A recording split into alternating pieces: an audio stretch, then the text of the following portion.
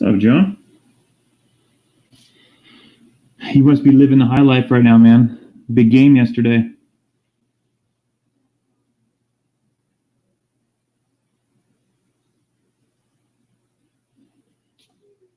You guys dominated the Packers, man. Dominated.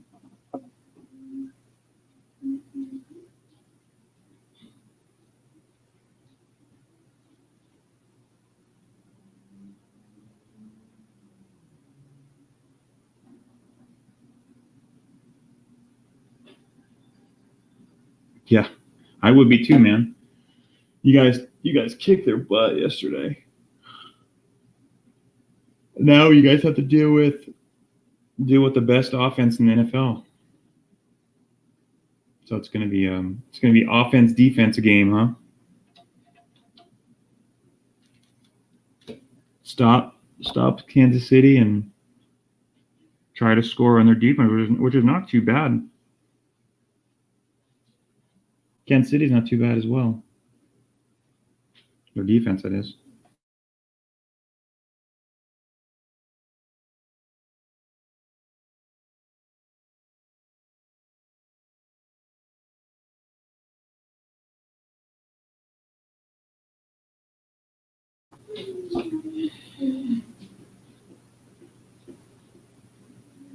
Yeah, I guess that's to be determined, huh? I don't think it's gonna be a blowout, which is good. I'm done with these Super Bowls that are just a joke.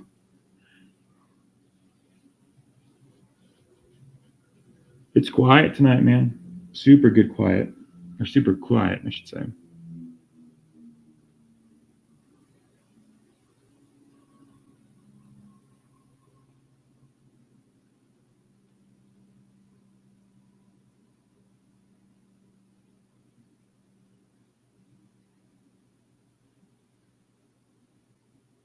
Sucks to have it. Now they have to wait 2 weeks for football now. First week is just basically nothing anyways. Next week will be all about traveling and media day and all that BS. It just sucks we have to wait that long for it. They should just have, I know the guys they wanted to rest up so they can be healthy, which I get, but it is what it is. Oh, what you been up to, John? I haven't seen a lot of videos getting posted, man. You've been doing a lot of videos?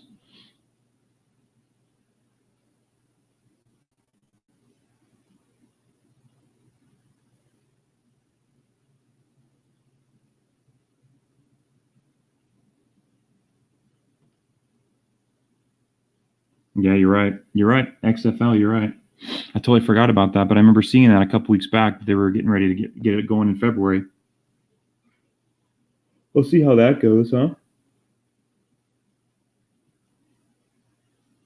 I just hope it does better than the been in the slump. Amen, brother. Amen.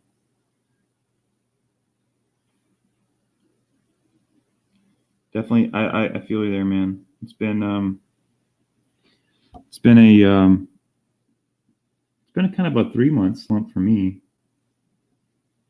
I've just been pushing so hard to get this damn watch time. It's driving me up the wall, man. I'm down to like 15,000 hours left, or 15,000 minutes, I should say. Which I think, if you translate that to, I don't know how many hours that is. Figure 100 hours is what? 6,000 minutes. So a little over 200 hours got left to get my submission. Been pushing super hard to do that.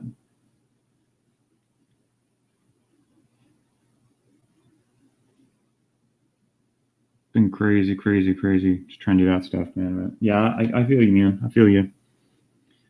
So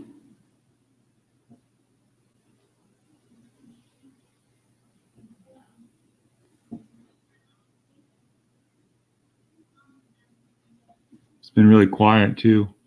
The last time I think my last live stream was, I'm gonna say 2 weeks ago. and it wasn't crazy active. Didn't have a lot of people in the stream. So again, I talked about it. I think the last time we streamed, maybe a couple times ago. It's just like if you don't stream every night, it just you don't have the traffic. You don't have people in your streams. I mean, you don't even get. It's sad. You don't even get your regulars in your stream. But I mean, I know it's late other places. I mean, it's 9:00, East Coast, but you don't even get your your regulars coming in to even give you watch time hours. It's just crazy. So unless you stream every night, and if you look at the channels that are getting a lot of activity,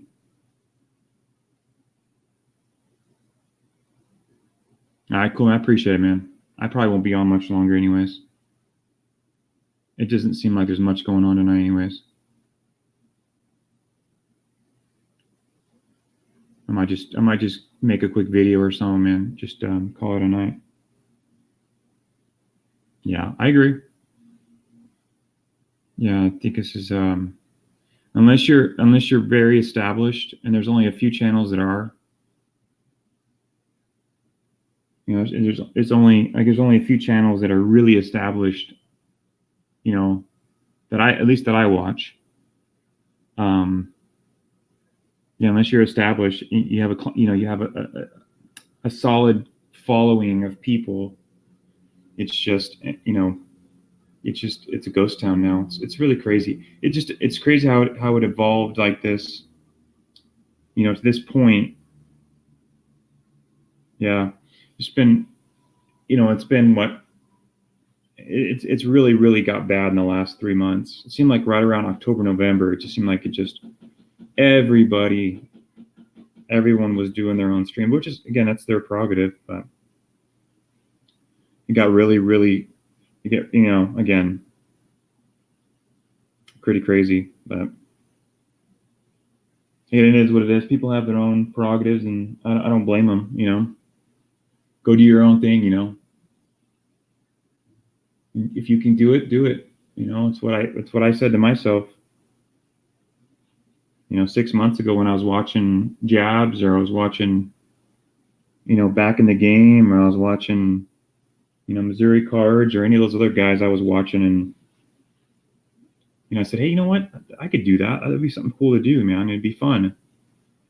And then it's like, boom, it just took off, and it was crazy.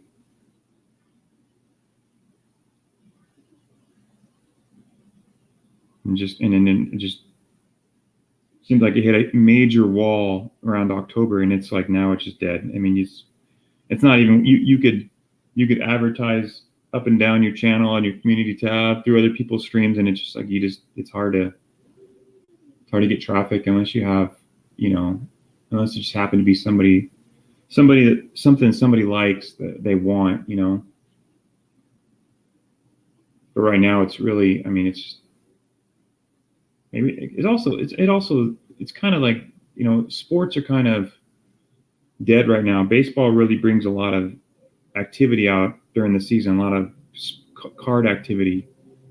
Football is obviously almost done. Basketball, I mean, it does, but outside of Zion, yeah, outside of basketball in Zion, there really hasn't been much excitement going on in basketball cards. And there really is never anything in hockey. So outside, when baseball is not going on for 6 months, it seems like and it's not the summer months, but, and I guess I'm just maybe making excuses up. I don't know. It is what it is.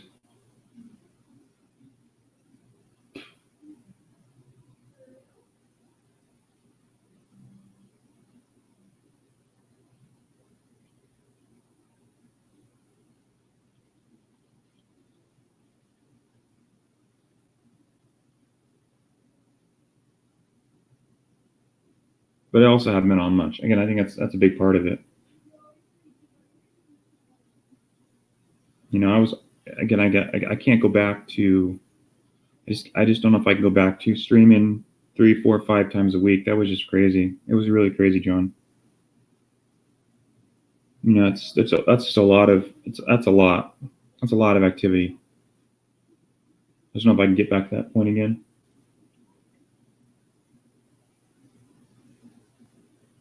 You know, it was fun, but it's just constant.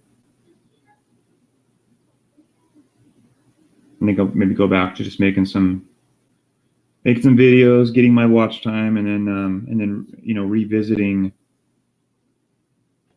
the channel. You know, what I want to do with the channel. You know, John.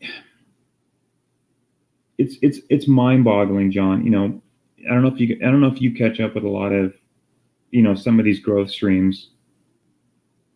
I don't know if you do or you don't, but I mean, I'm on a few of them because I just think some of them are fun, and you can pick up subs and that good stuff, and you meet a lot of interesting people, and you get to know there's a lot of channels on there that are interesting. You pick up on, you want to watch, but it's just mind-boggling to me.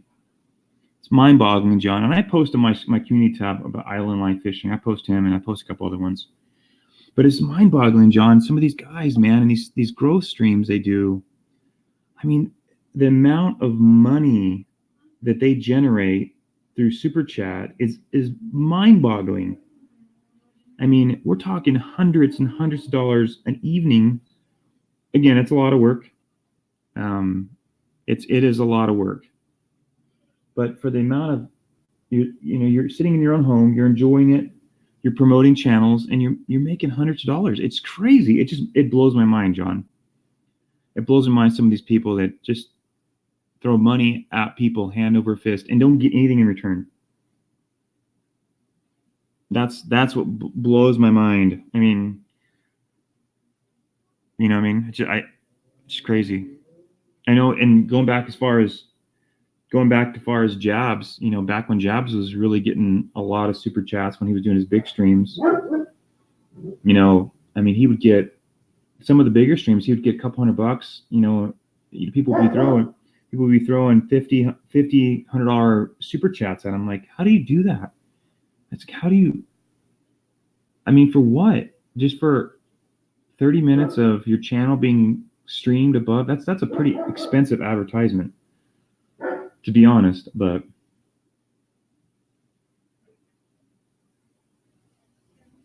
that's crazy.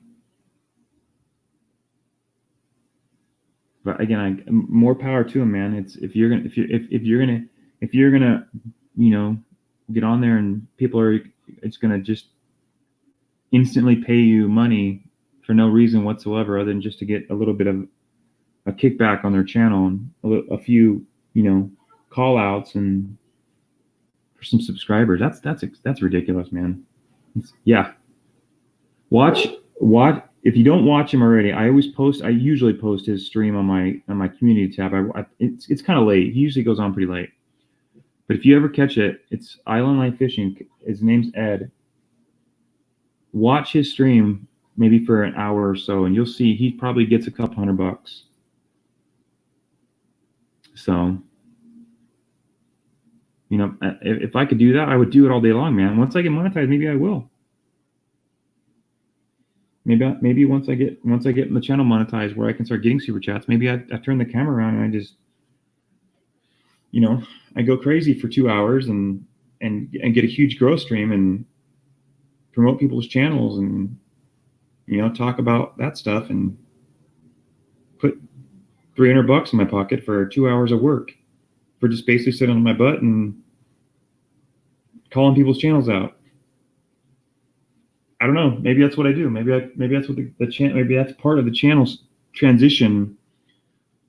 From, and I'm never going to go away from breaking cards, but maybe it's another piece of this.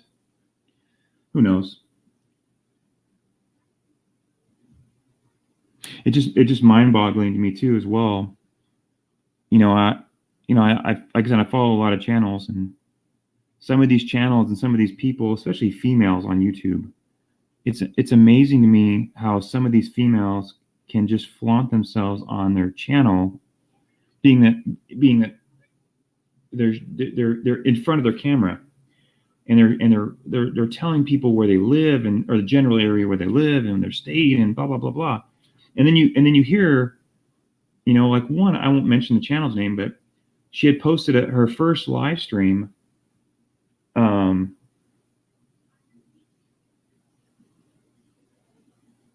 Oh, thanks, John.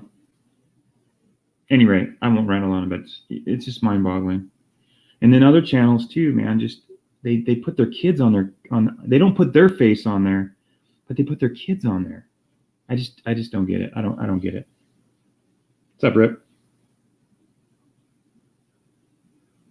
Yeah, it's getting crazy. You gotta be really careful on YouTube these days, man. Just too many unfortunate incidences going on, man. People just gotta be really careful. But anyway, it is what it is. I'm not gonna ever show my kid's face on the camera. It's not part of my my MO.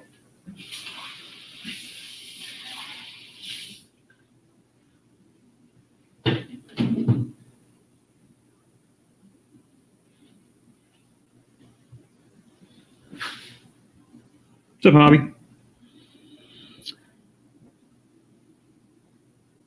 What's good with you, Hobby, man? Been trying to keep up with most of your streams, man, but I don't usually catch your live streams anymore because I'm working a lot now. But I try to come in later and catch them, or at least catch them after the fact. Catch up most of your. What's up, George?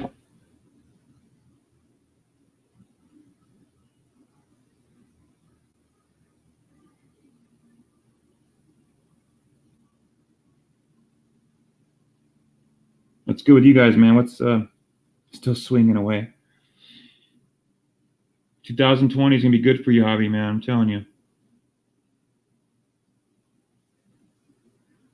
I think the last stream I caught of yours, you were talking about this is gonna be the year, man. This is gonna be the good year for you.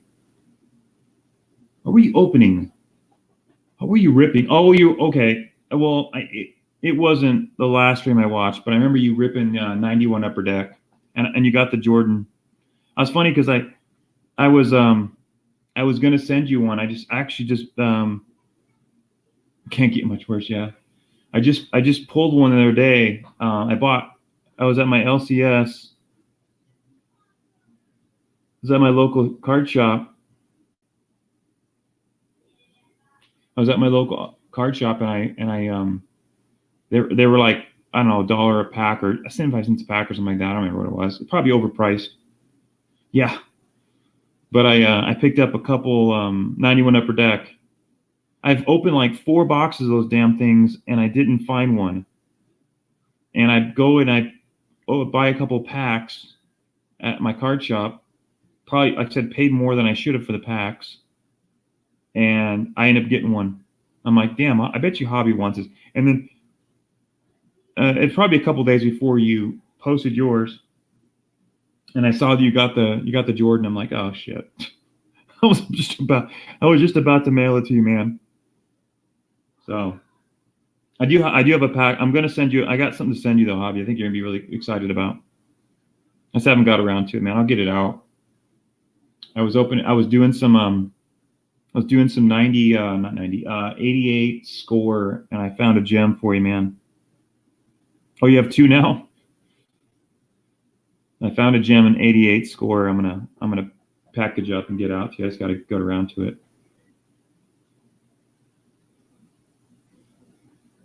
I even got some 86. I picked up some 86 rack packs that have some pretty sweet all-stars on them. But I can't believe how much a box of 86. I'll show you. Let me go get them.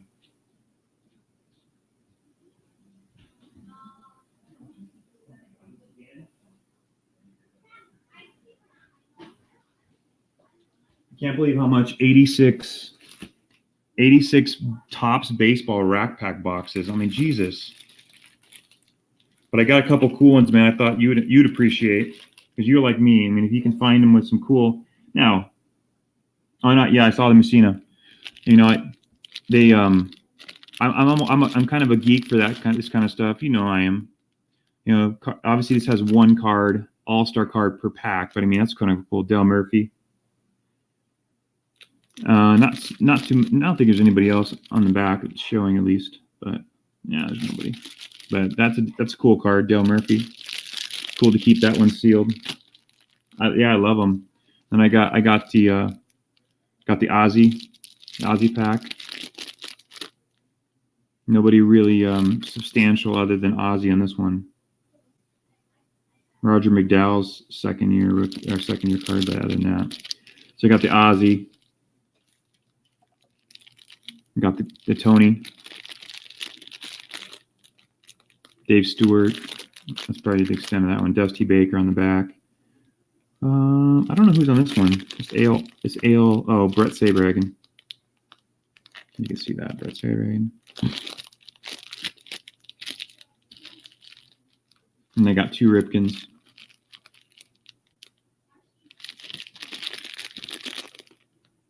Willie McGee. Dwight Evans, Frank Viola.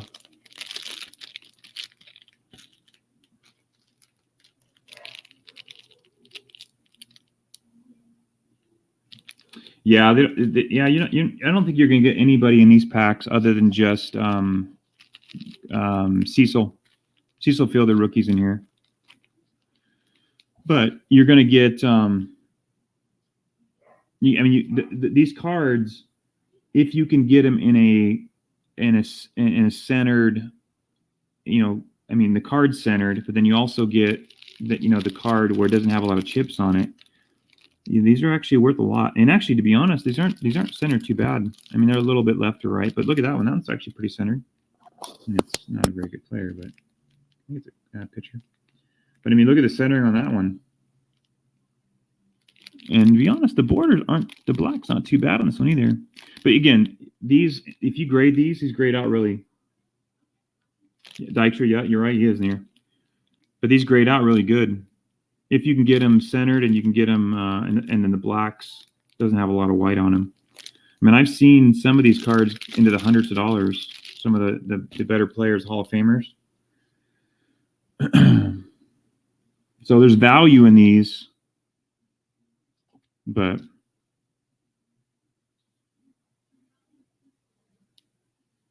I think outside of those two, yeah.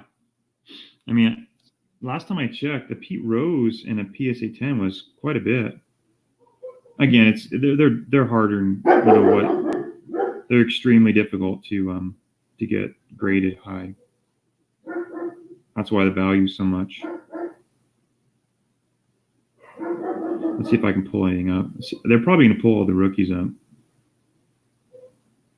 Dale Murphy is $60. The Ripken selling for $40.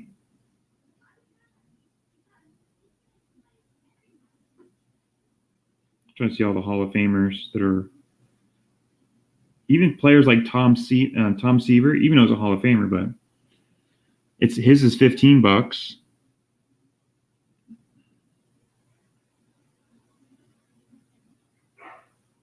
And of course, Bonds, but Bonds is in the traded set. So is Will Clark.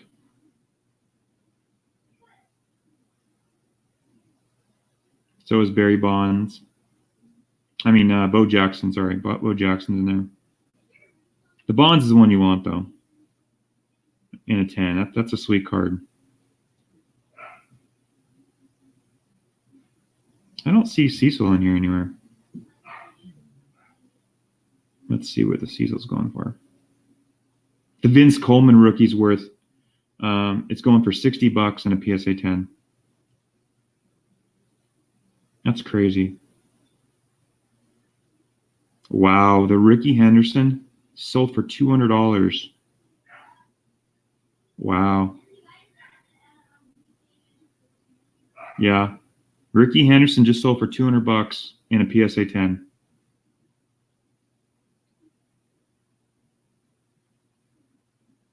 Pete Rose, 180. Yeah, Canseco's in the traded too. Pete Rose went for 180 in a PSA 10.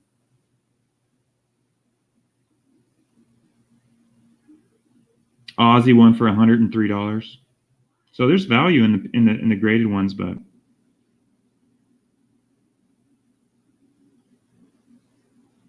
Bonds is definitely the big dollar one, but he's obviously in the traded.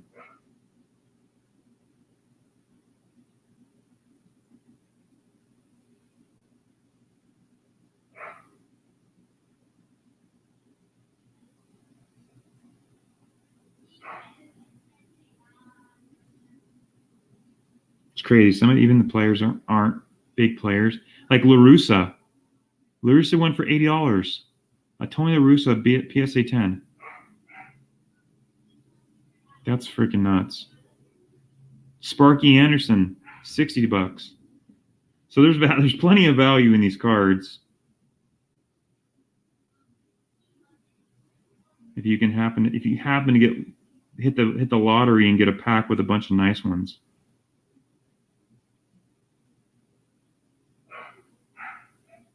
But at any rate.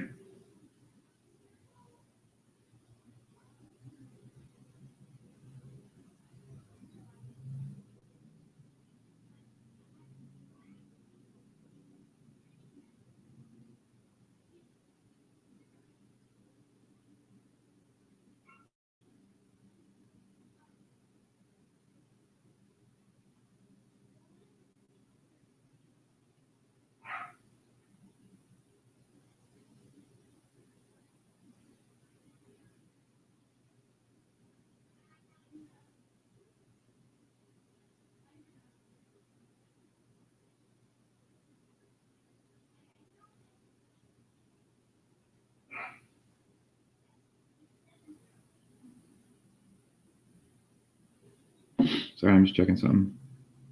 The silver shoe went for 200. What's the silver shoe? What am I missing?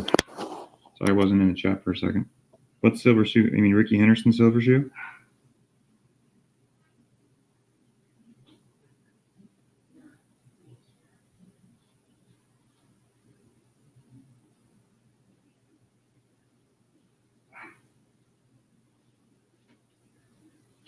Yeah, I would love to get a hold of the traded box.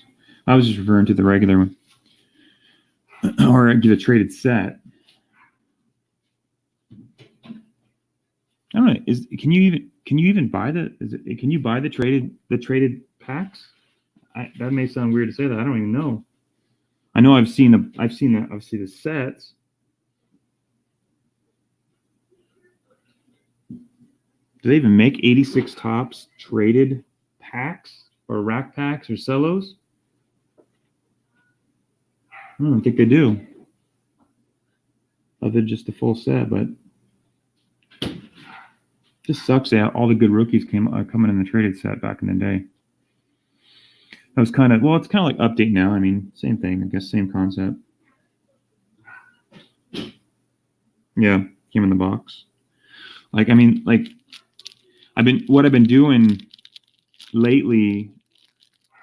Been trying to get rid of some of my, not my PC, but just some of my things.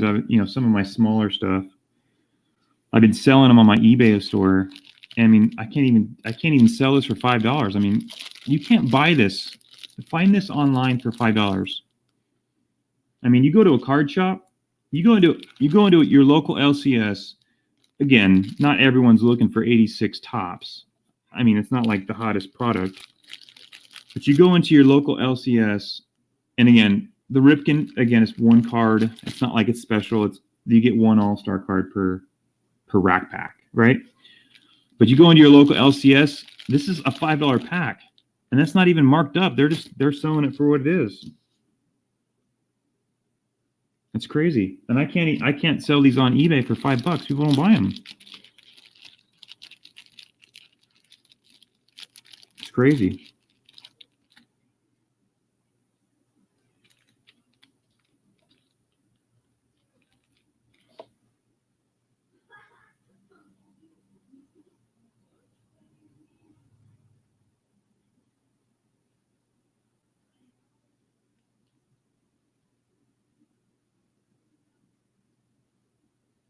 It's funny because I had some of the 89 tops left over from the break I did. What if it was one of my first big breaks, my case breaks,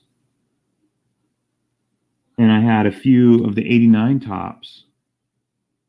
I think you guys were again part of it, but I had a few packs left over of the 89 tops that I put on eBay, and those things flew, man. I couldn't keep those things fast enough, man. The McGuires, the Ripkins, the Rickies. I just couldn't. I sold those fast. I mean, they were like, I think I sold them for like $4. But those rack packs they'd fly, man. And to be honest, I mean, I like the design of 86 tops more than I do 89 tops. But these just don't sell. I don't know. I don't get it, man. Whether you open them or not to see what's in them, I mean, I think it's a good value. You know, $5 a pack. If you keep them closed, it's, you know, I don't know.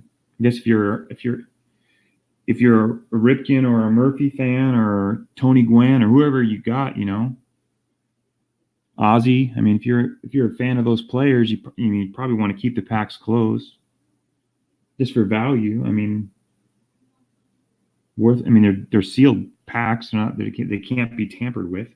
But anyway.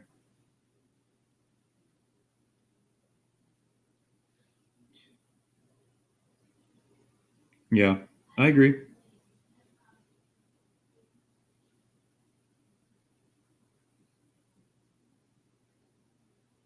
Actually, I actually have a box. Well, you know about the 86 Donruss. I mean, how many Canseco's did you get out of the 86 Donruss when I ripped that box? Hobby? I think you got 2 at least, right? I still have a few of those packs. I think I actually have a full stack. I'm not 100% sure. But I think you got 2 Canseco's. I think somebody else got 1. And then we got a McGriff. That was a hot box. Yeah. One of your Canseco's is really nice. Really well centered. I don't own that card. I still would love to have that card. I think I still have a stack of those from that break. I never got rid of it. But yeah, 86. Yeah, I know. Yep. I thought somebody else got one too. I thought we got 3 out of that box. I think we got 1 McGriff. Who else? We got 2 Cecils. I think there's still 1 McGriff probably floating in those packs. I don't. What's up, Change? I don't remember if. Yeah, I think we got 1 McGriff. I'm going to say we got 3 Canseco's out of that 86 Donruss. That was amazing. I think we got 2 out of your stack. If I'm not mistaken, I have to go back and watch. That was awesome. And then I think we got 1 McGriff.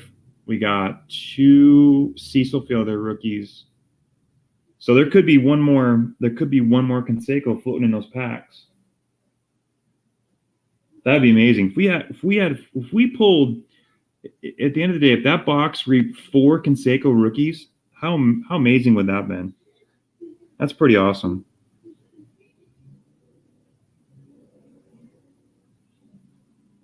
Yeah, I see. You have it on your channel, don't you, Hobby? In your background, I think I saw it there. You got so many cards now, man. You're stacking all the cards. You're stacking all those good players, all those good cards. It's hard to get all those cards on your mat.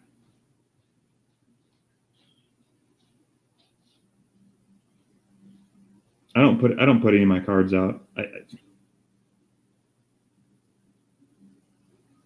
Yeah, I hear you, Change. Yeah, the one we pulled. I'm gonna say it was heavy on the right. It was really bad. I think the only card that was really centered nicely was one of the 2 Hobby got. Yeah, Hobby got two of them. I'm going to say the first one, if I remember right, the first one was a little off center, but the second one was really nice.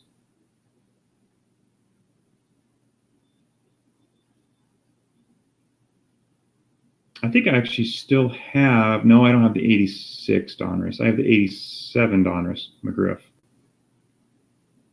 I don't have the 86.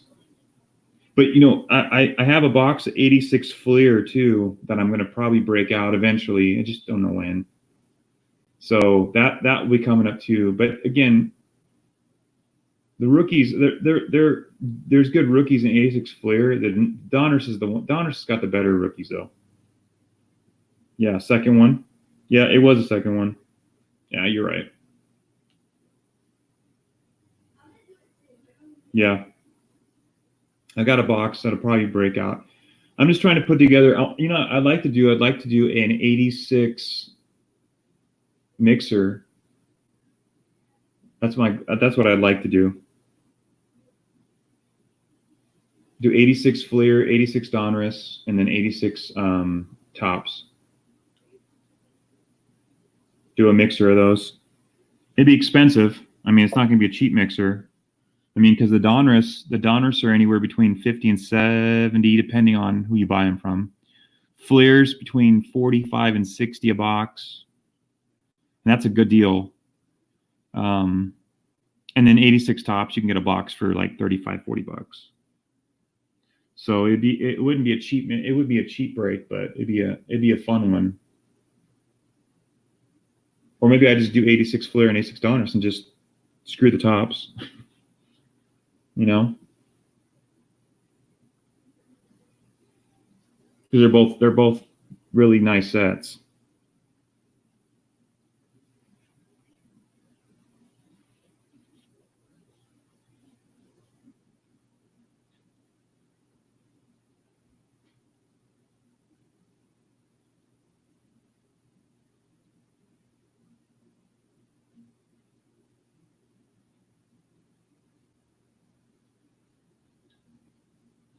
Yeah.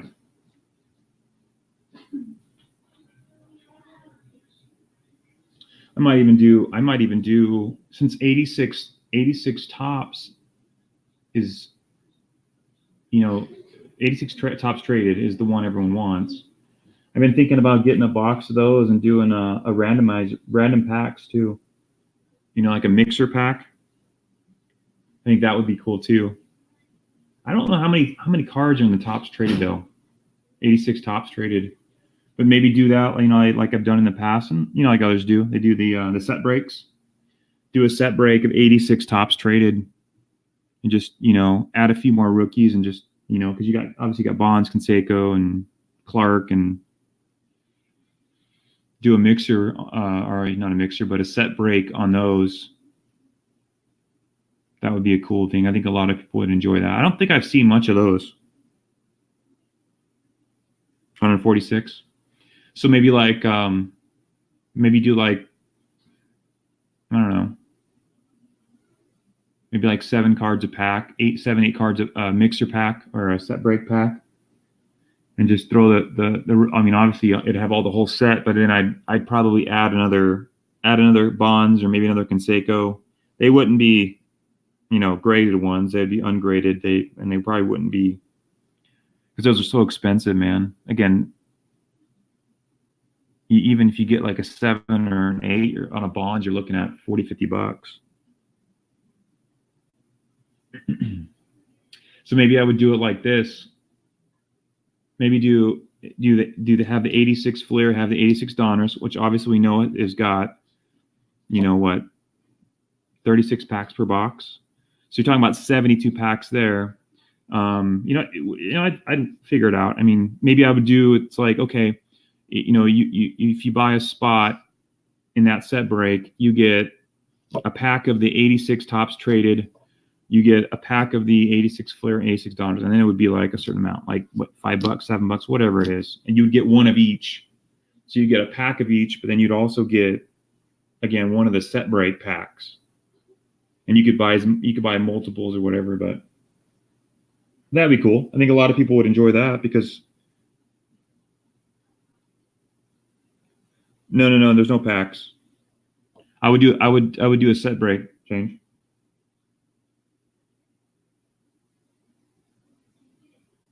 So I'd buy a Topps traded set, non-Tiffany, and I'd break it up into team bags.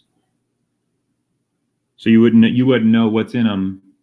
You know, they would still have, you know, a couple players you would know, but you know, you're obviously looking for the big cards.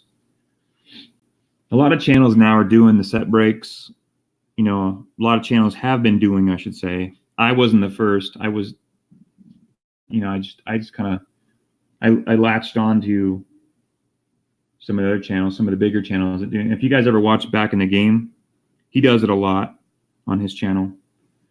He does the set breaks, and I've done it before. I've done 83 Fleer, 83 Donruss. I've done 82 Donruss. I've done 84 Topps, 85 Topps. 85 Topps was that wasn't a good one, but yeah, I'm even contemplating breaking up my 84 Donruss and doing 84 Donruss set break, but I think that would be a cool one. Yep. Doing I think 84 Donruss would be an exciting one, but again, that's an expensive set. That's going to be an expensive one. The Mattingly's expensive, and of course, you know, as always, I'd add more Mattingly's so to make it more worth your while to buy a set break pack. I think when I did the 84 Topps, I think I had 5 Mattingly's in there. 4 or 5 Mattingly's. That was crazy. Yeah. I mean, I have one, Hobby. I have a set, 84 Donruss, but I'm just contemplating if I want to break it up. You know what I mean? I think that would be exciting. That'd be a fun set break. Because clearly everyone's looking for the Mattingly cards. There's really nobody else in that set. I mean, who else is 84? Rookie wise, that's as big as that name. You got a lot of second year players: Gwen, Sandberg, Boggs. A lot of second year big money guys, but not Mattingly's the big rookie. I think isn't that 84? That's not.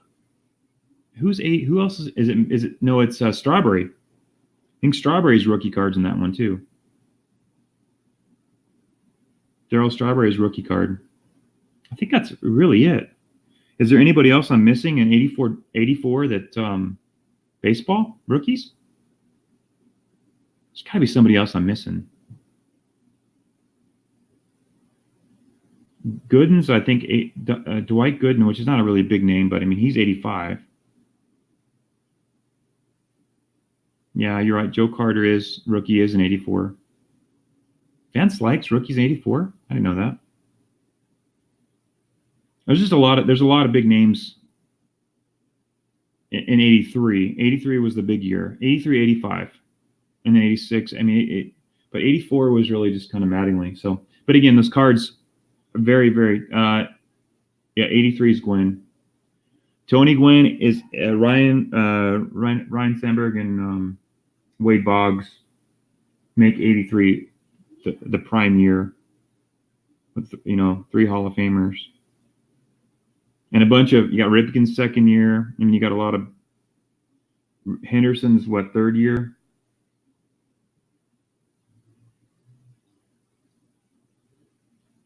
I think 85 would be a cool set break.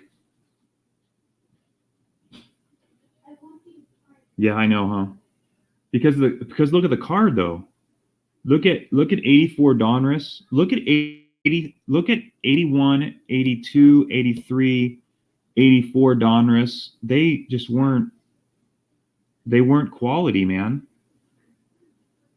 The quality just wasn't there, Hobby. And you look at 84. It's like, wow, 84 was. Well, I'll take it. Okay, 81, 82, 83 were not quality. 84, they really stepped up the card looks awesome. 85 and 86 are probably my favorite years, Donruss, at least of the 80s. 87 Donruss I like too. I mean, the black borders.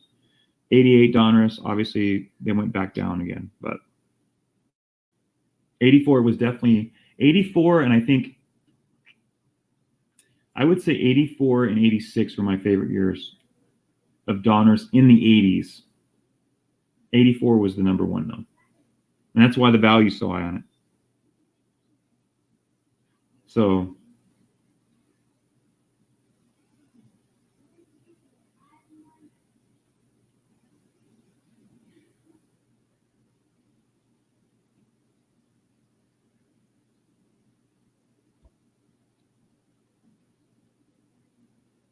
yeah, the Diamond Kings are probably the only exception to the early 80s Donruss card that I really like. I did like the Diamond Kings. I always liked Diamond Kings. I've liked them. Diamond Kings are no matter what year they were, I always liked them. Now, I stopped liking Diamond Kings when we got to like the 92 Donruss over here. I can barely see that in the corner. Right here. I mean, I didn't really like those ones because they got more cartoonish. I didn't really like that. But the early 80s Diamond Kings were really cool.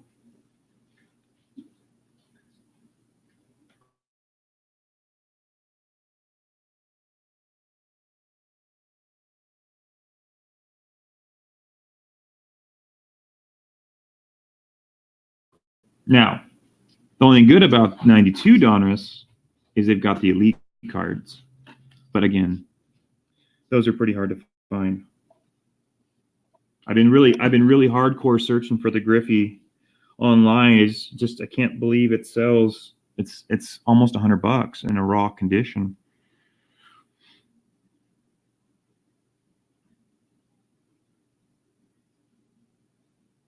But I've ripped so many boxes of those Donruss, and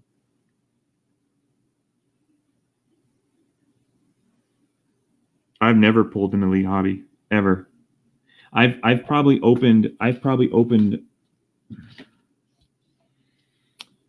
91 Donruss. I've honestly opened up 1,000 boxes of those in my lifetime.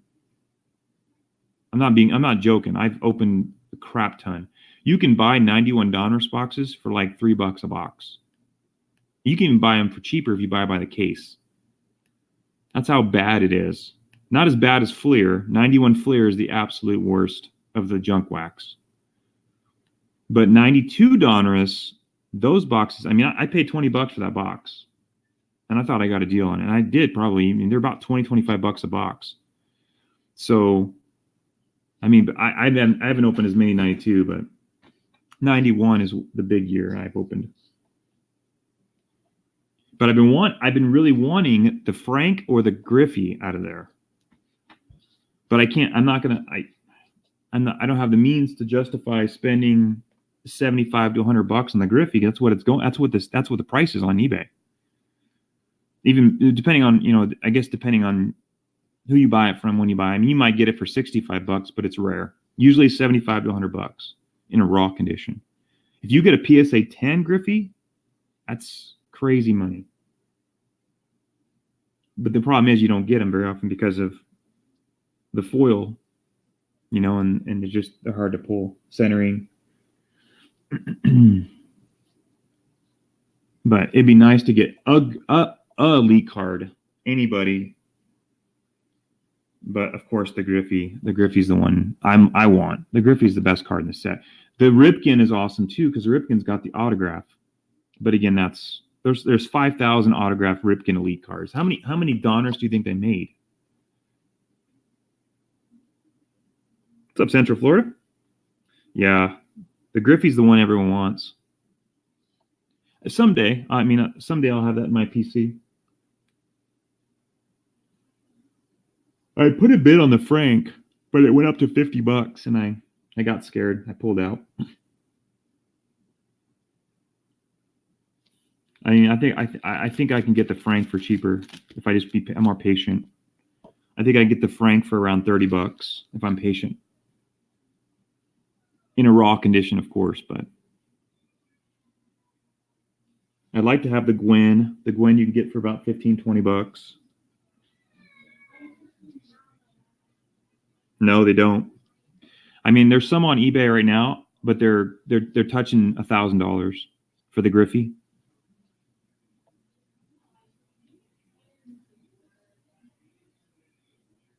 I think the Ripken autograph you can get for around 300, 400 bucks in a raw condition.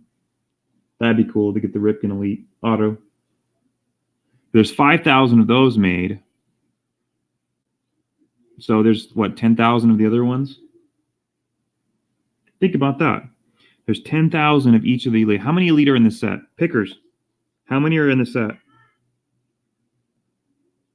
How many Elite are in the 92 Donruss? Is it 12? And you figure there's 10,000 of each. So let's just do the math. Let's calculate how many there are. Because I know there's only 10,000 made of each of the cards. I don't think there's more than 12. Oh, there's 10. Okay. So you figure there's 100,000 of them made. There's 100,000 of the Elite cards in existence. We'll say, right? You figure 10 times 1,000.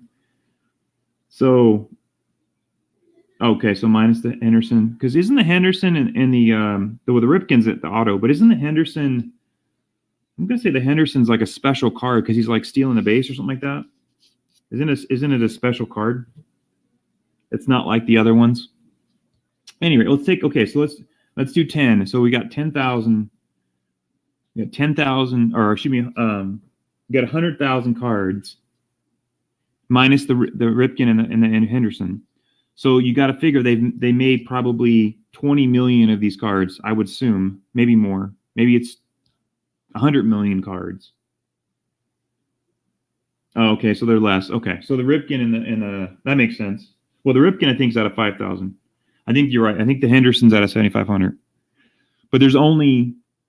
I mean, you're talking about the odds are just staggering. And there's only what, 36 packs per box. There's 15 cards a pack. I mean, in a box, you're looking at 700 cards, maybe 600 cards. So 600 out of the millions. I mean, the odds are staggering. Very staggering. But it's always worth a shot. It's like people that that are searching for the Frank Thomas, no name on front.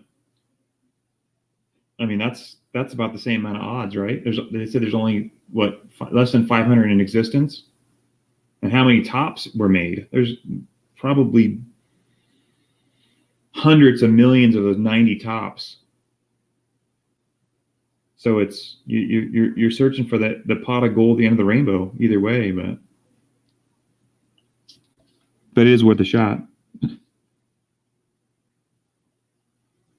Yeah, that's smart. Yeah, if you're patient on eBay, I mean, you can get really good deals on those Elite cards. I've been buying some late 90s, early 2000s Griffey Elite cards for my PC. That I was shocked. I was really shocked because as the Elite cards get up in the years, there's less of them made, which is crazy because I'm gonna say I'll have to go back and look. Like late 90s, early 2000s. I mean, there's some Elite cards that they only have like 2,500 made. Like one of my Griffies is 100 to 2,500, which I thought was really cool. I didn't know it when I bought it. I thought I bought it because I saw the 2,500, but I didn't see that it was card 100. So it was even cooler. But some of those later year ones you can buy really cheap, and they actually I like that they actually look really nice.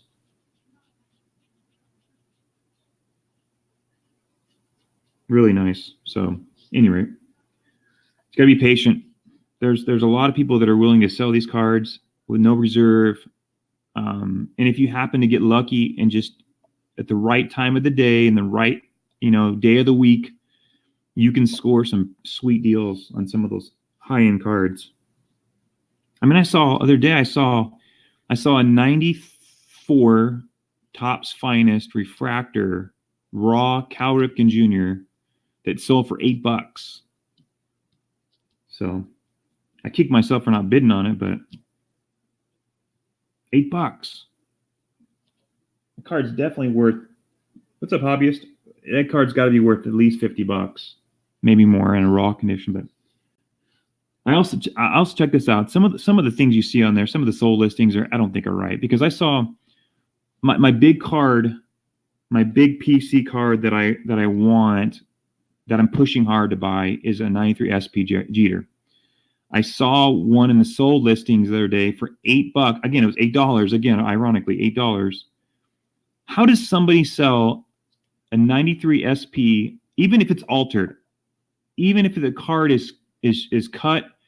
I don't care. You sell me an 93 SP Jeter altered for $8. I might even give you $16. So, anyway, it just depends. Some people get lucky on eBay. So, I thought this was a pretty cool pickup. I don't know if you guys saw in the background. Not a lot of love for Emmitt Smith. I think there really isn't a lot of love for Emmitt Smith.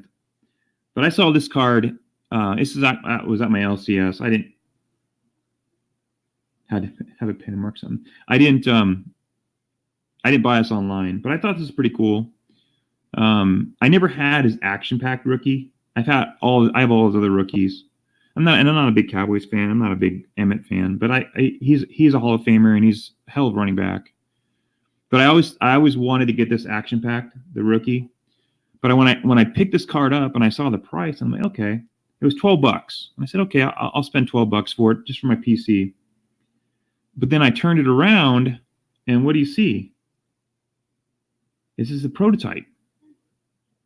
So this basically, in a nutshell, if you think back to 91, this was kind of like a printing plate, right? This is kind of like, hey, are we going to put this card out? Is anybody going to buy it? Because 91, I think, was the first year action-packed.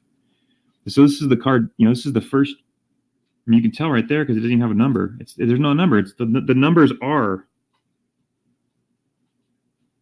And that's not something that's factory stamped, guys. That's pretty cool. I'm like, what are? And I saw the asterisk. What the hell? And I look it up online, and sure enough, this is like a printing plate. So this is, in a sense, it's not a printing plate, but you get what I'm saying.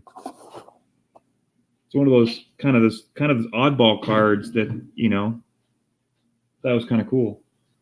And I was surprised I got it for $12. I looked at, it's an LCS I usually go to, and I said, Joe, is that you $12? And he goes, yeah, you want it for $12? And I go, yeah. And he goes, all right. So I said, $12 was easy $12 for me to pull out of my wallet. So you don't get those kind of cards very often. But anyway.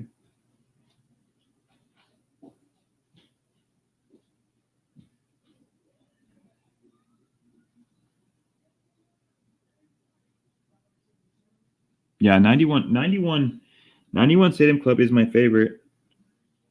We've only opened up, I think I've only gone through 2 boxes of Stadium Club on the channel. What's up, Chattown? I only opened up 2 boxes of 91 Stadium Club, and they were both the Favre series. I didn't open up the Emmitt one. I eventually want to do a 92 box, but they're just so expensive. Open up a 92 box Stadium Club football. Just ridiculous how expensive they get. But the Favre in the 92 series is really, really expensive.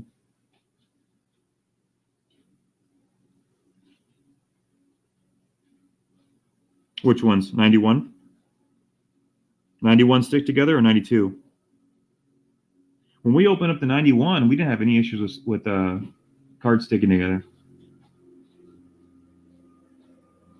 No paper loss, no stickage at all. At least the boxes I opened. I opened up 2 boxes.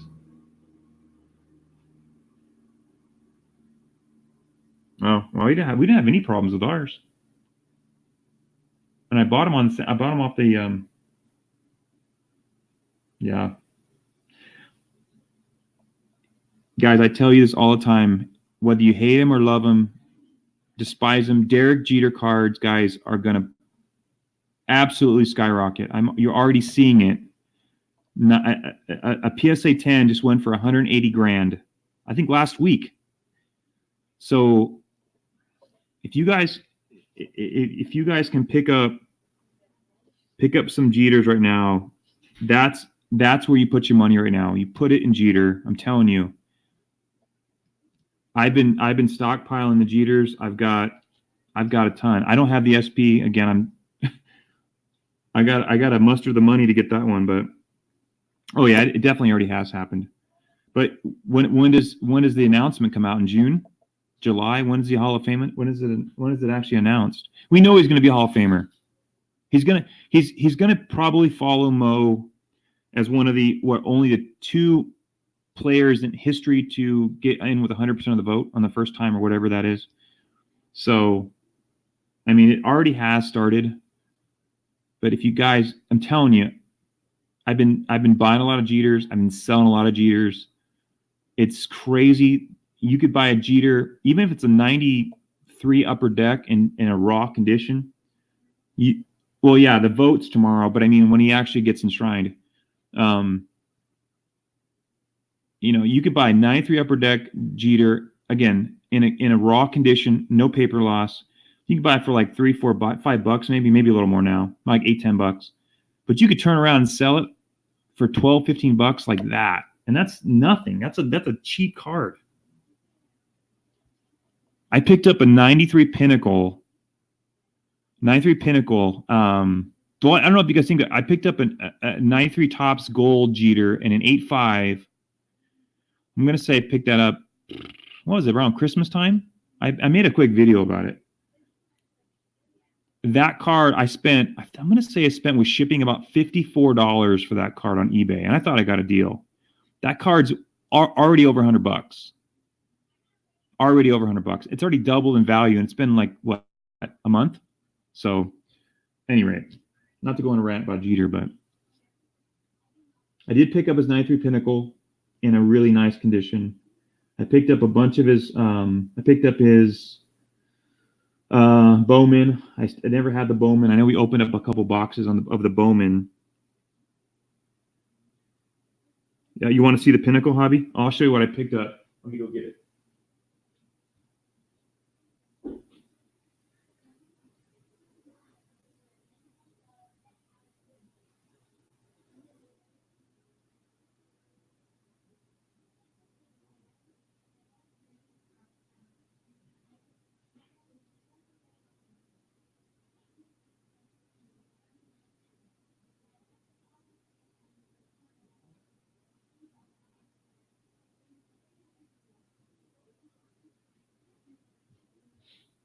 Yeah, I picked this one up. I picked this one up for pennies on the dollar, Hobby. I mean, in a raw condition, look at this card. You tell me how much I paid for this card. I'll see who can get it right. I'll be dead honest with you when I paid for this card. This is one of those eBay finds. I know for a fact this card would grade at least be an 8.5. Beckett wise, I'd say probably 8.5, 9. I think PSA 9. Let me show you this card, Hobby. I was stoked to see this card. I was even more stoked when I actually got it in the mail.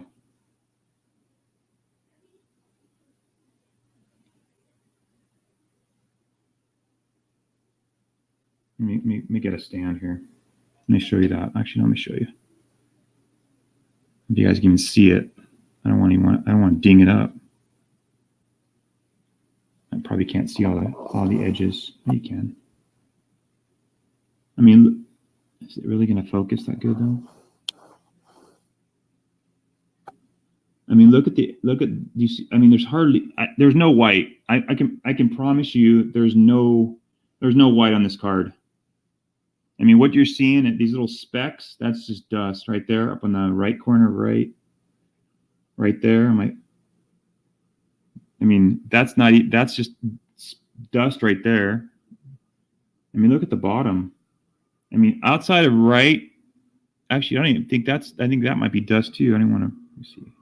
Now, right there's the only thing I can see is right in the left corner, right above my finger, right there, right below the E and Derek. So I was pretty stoked to get that one. It's beautiful, man. Centering's beautiful. That's one of my favorite Jeters. Hi, hubby. So that was the deal. And I paid $12 for this hobby. $12. I shit you not. Well, okay. $12 plus $4 shipping. $12 card hobby.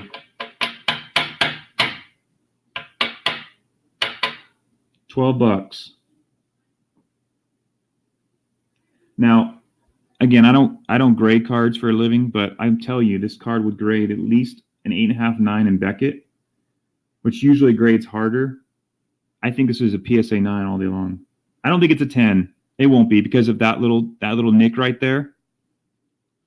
And it's got a little nick right there in the back. See right there. But I mean, if it doesn't grade at least an 8 PSA, I'd be shocked. So yeah, $12 plus shipping, man. I cannot believe I was one of those ones where you're looking on, you keep watching and you keep watching, refreshing, and like, come on, somebody's got to bid. Why aren't anybody bidding? What's wrong with the card? Is it creased? You know, is there something going on that I'm missing? And then I won, and I'm like, I was mind boggled. So I was blown away. But anyway, so I've been trying to get a few more, but again, you're right, Hobby. You can't pick them up raw under $30. I mean, $30 to $40 is about the going price for those right now in that condition, in a raw condition. You can get them with white all over them for about $15, $20. But even at that, it's still tough to get those because they usually get bid up.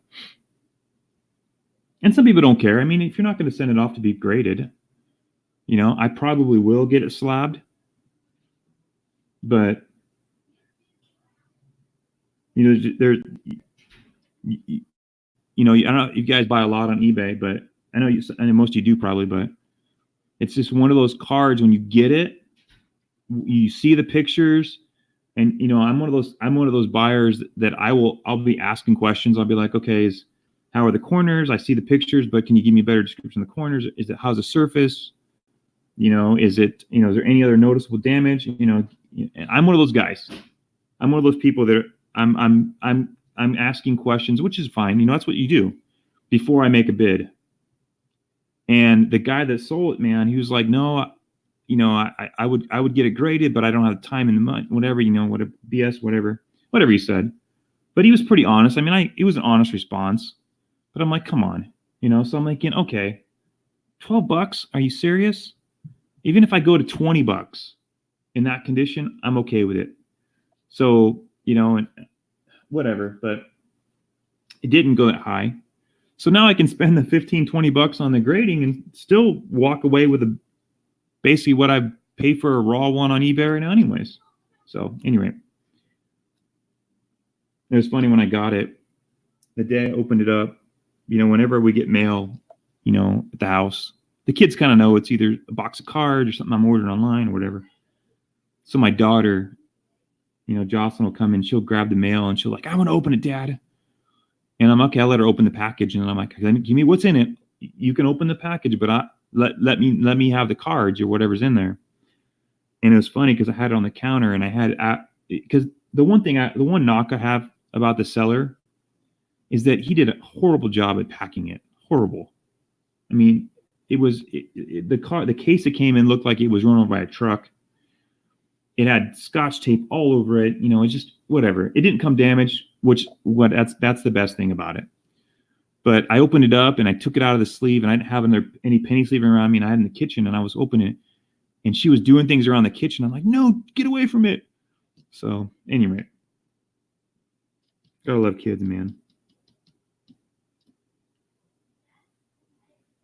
I would love to get the Stadium Club Jeter, but you can only get that out of the stadium set.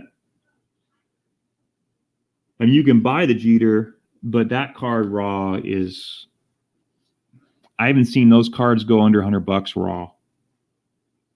That outside the SP, the 92 Stadium Club, what is it? Is it the Murphy collection, whatever the Stadium collection?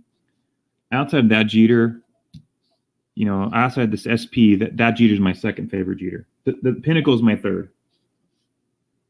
What's up, Ethan? The Bowman's close. The Bowman's probably my fourth favorite Jeter rookie. I've got some of the other ones I like too. I like some of his like his 93 Upper Deck or 92. I think it's 92 Upper Deck. Some of those ones I like too, where he's in his non-Yankees uni. I like those cards too. So, but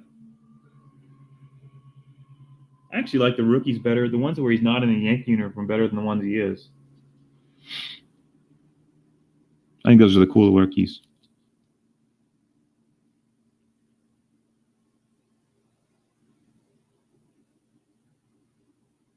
But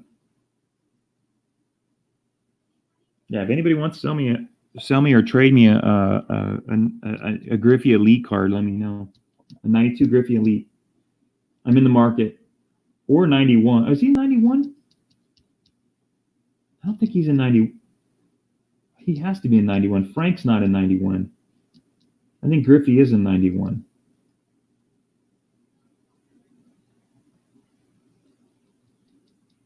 I could be wrong, I guess.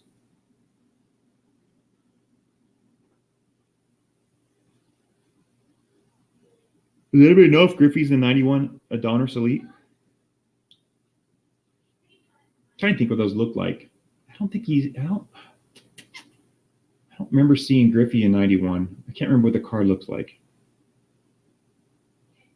I know for a fact he's in 92 because I can visualize the card in my head. Just can't think if he's in 91. Frank doesn't hit till 92. Which is crazy because Frank's rookie's in 90.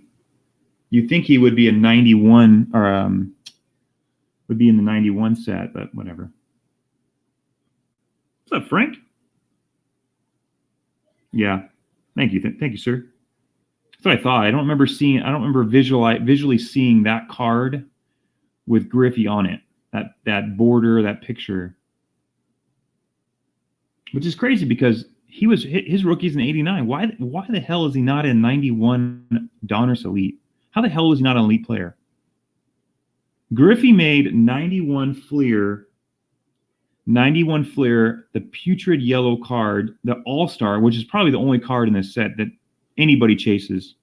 The only card in the entire set outside. There's a few air variations in that set.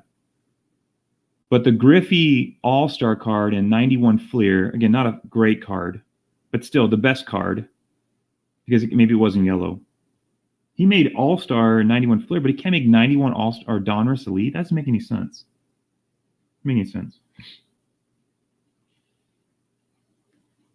What do I know?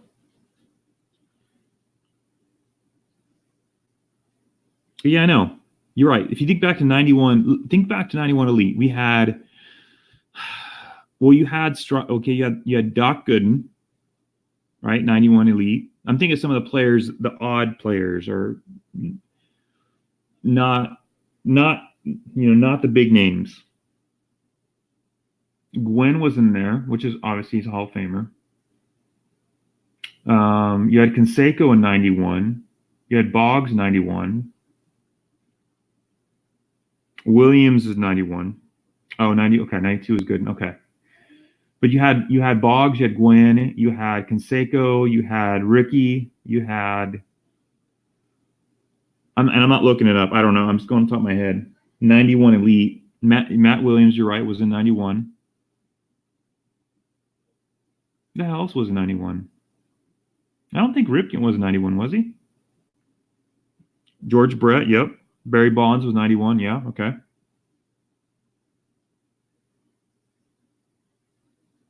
Yeah, so you're right. How did Griffey not get in that set? Being at his rookie year was 89. How the hell was that possible? But again, they wanted to save him up for 92 again, and of course 92 is a pretty awesome card, so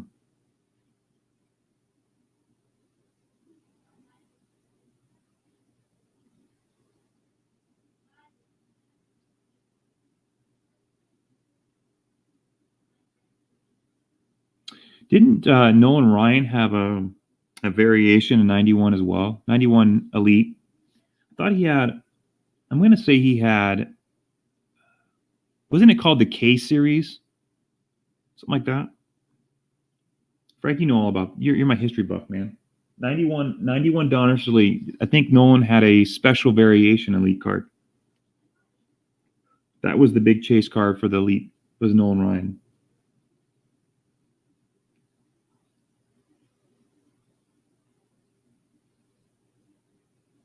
Legend series. Yep. Legend, you're right. Thanks, sir. I thought it was something along those lines.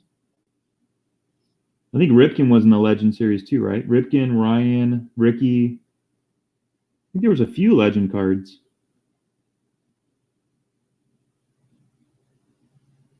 It's crazy that the Canseco 91 actually has quite a bit of value.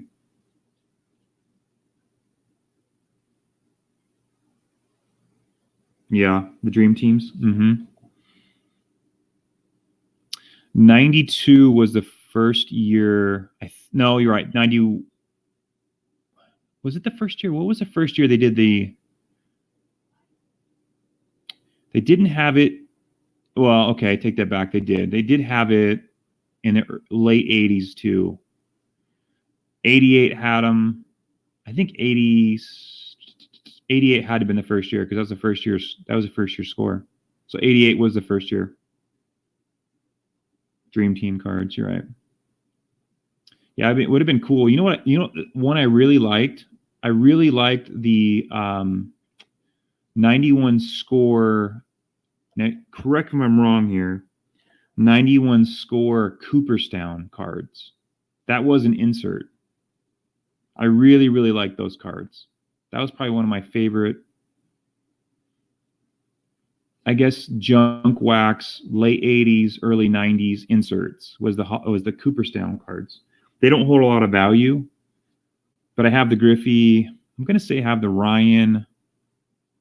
I think I have the Ricky. Oh, yeah. You're right.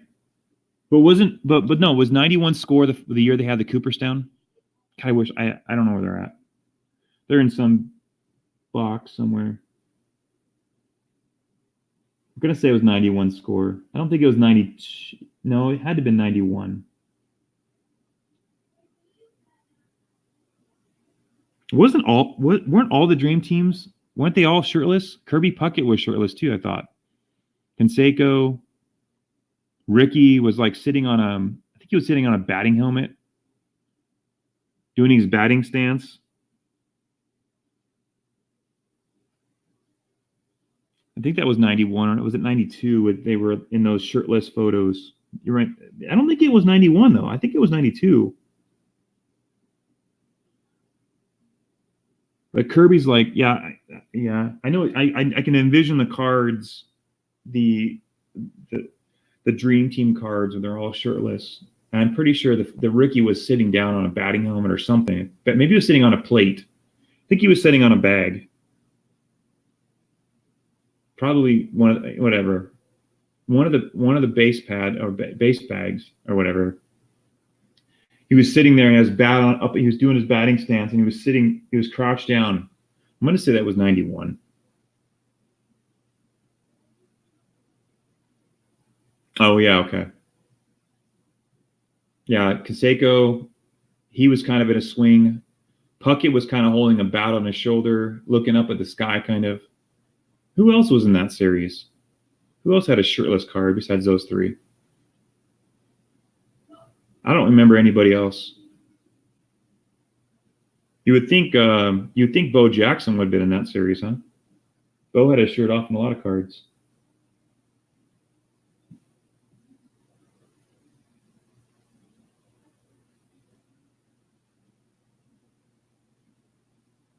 Yeah, they should have made that an insert.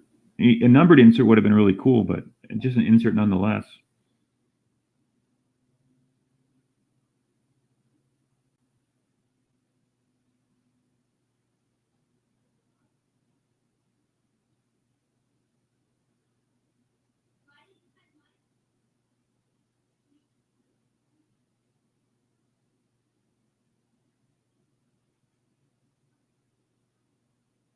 It's funny because I had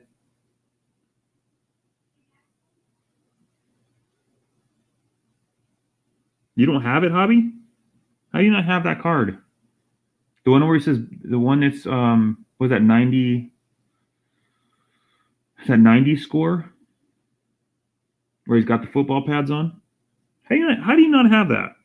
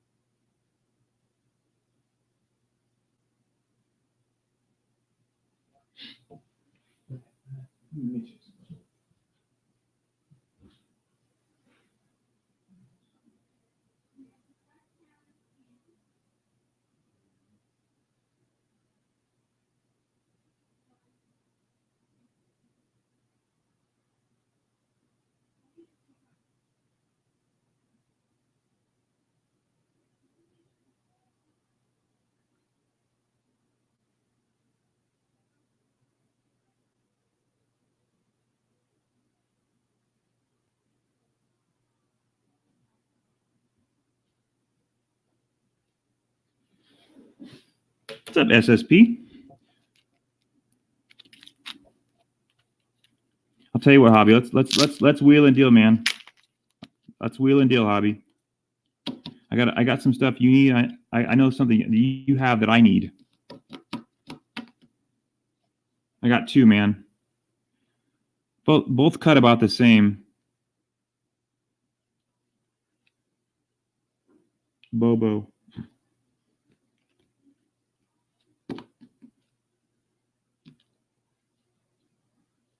Yeah, that's what they go for. They go for about $3 to $5, depending on centering. These are pretty good. These are, other than just centering, they're a little heavy on the left. I'll tell you what I want, buddy. You tell me if it's worth it. Tell me what you want for it. You have two Canseco's. Will you part with the one that's off center? Will you trade me something for the off center Canseco? I've got a deal for you, man.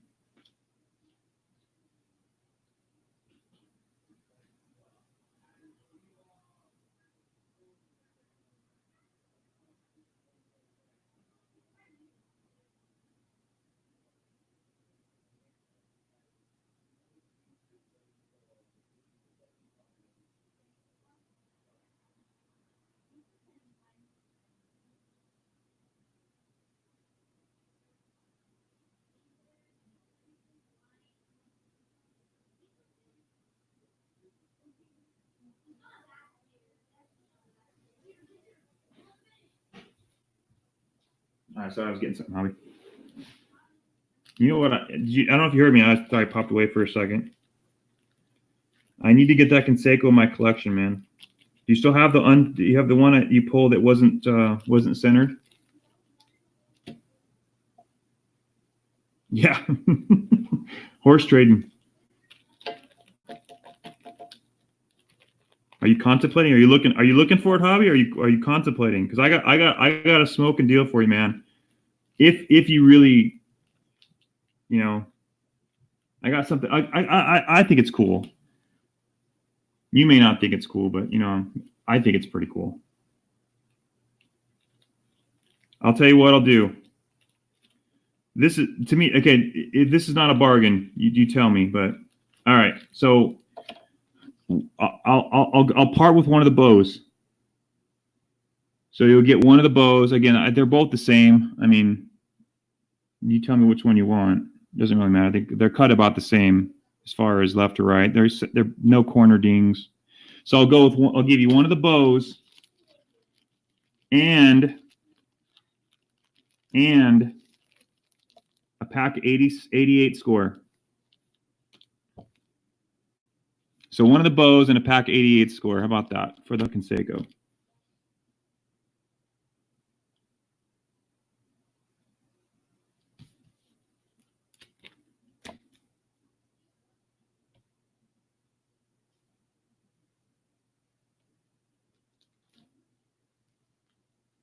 Off-centered one. You keep the centered one.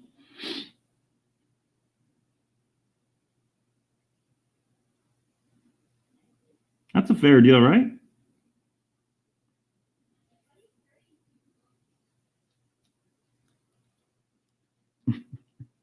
Well, you shouldn't think too long, man. This is a special pack, dude. And I know you'd like this. I found this pack. You can buy these boxes for under $10. I mean, shipped, maybe a little more shipped, maybe $12 shipped. But it's a special pack, hobby. And that's why I thought you'd like it. I'm a geek like this. But anybody that's a Braves fan, oh hell, a fan of card number 638, you'd appreciate that.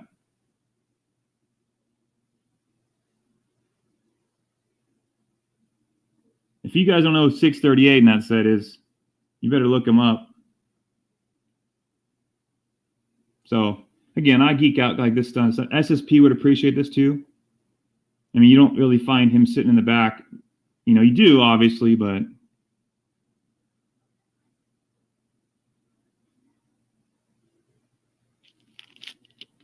so it's kind of a special pack, and it's obviously it's unopened.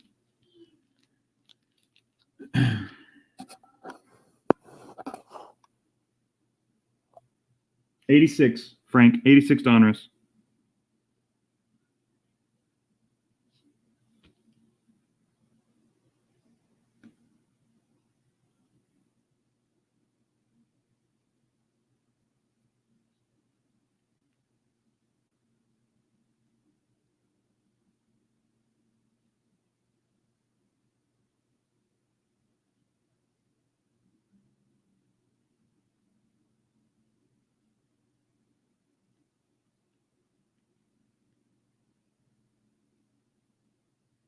Done. Got it, man. So I'll send you the bow, and I will send you the unopened pack of 88 score that has Glavin on the back. And you'll send me the 86 Donruss Conseco, the off-centered one. So that'll come your way in the same package with the unopened pack. And again, just so you know, just show you again, right there. Yep. There we go. Braves, card 638. It's Tom Glavin's rookie. You can see his hat as well, the Braves hat right there. So I'll send those. I'll get those shipped out to you, man. Thank you, sir. I appreciate it, man. I don't have the Conseco on my PC now. I do. And now you have your bow, and you have a cool Glavin, man.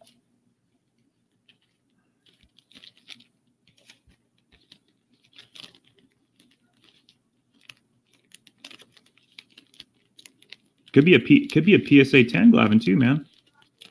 That'd be cool, but I wouldn't open it. I'd keep that thing sealed, man. I think that's probably the only one I've ever seen unopened that he was in the back. He usually falls in about the second or third from the back spot, at least the ones I've opened. His rookie card. Because the prospects are always in the very back, but he usually falls somewhere in that second to third card from the back spot. I've never seen him in the back. That's the first pack I've ever seen of it. So I'm sure it exists, I've never seen it other than this one, so I know you'd appreciate that. You're a geek like me. You like those unopened packs, especially when it's Hall of Fame rookies. I'll get that shipped out probably in the next few days, Hobby.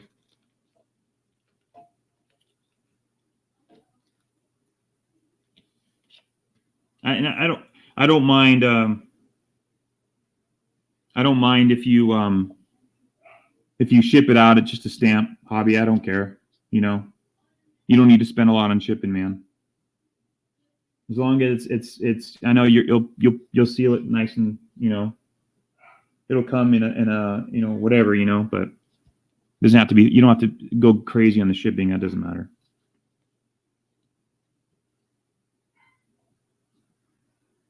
Yeah, it is. I like 88 score. I don't mind the cards. I really like them. I like them. Actually, I like them. I like 89 and 88 about the same. I don't like 90 score. I mean, the Frank Thomas. I like the draft picks, but the draft pick. There's only one draft pick. What's up, Danny? There's only one draft pick in 90 score, Frank. But I like 88. I like the design.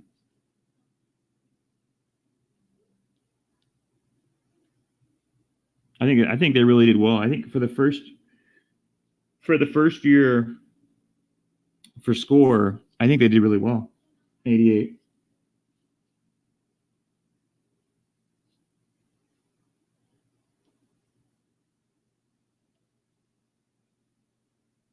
It's going good, Danny, man.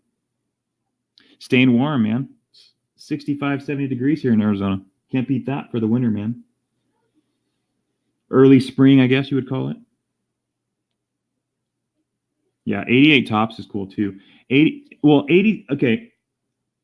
Late 80s, 87 was my favorite, but 88 was my second. 89 tops again. 89 the thing was 89, it had so many good rookies in it though, man. They would have just done something else with that set. I think that could have been a really, really valuable set.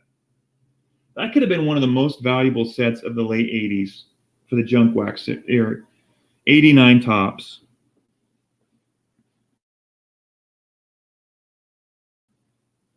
I mean, the Tiffany are worth something, but the base 89 tops. You got Biggio, you got Smoltz, you got a good amount of good rookies. Johnson. I mean, you got quite a bit. In 89, you just there was no value though. The design was crap. The All-Stars were crap. Yep.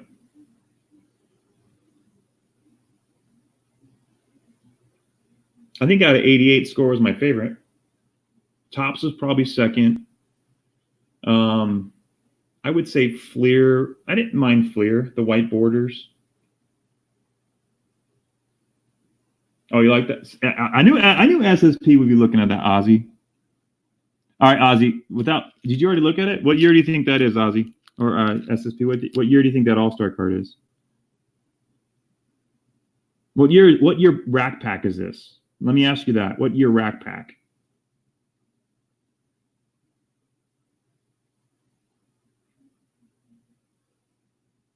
You can't really tell by the card. Unless you're looking up, there's a couple on the table that have the year on. I guess you could look, but you really can't tell because the All-Stars were very similar in the years. I mean, the 89 looked almost identical this year. So 86. See that? You're right. They almost looked identical.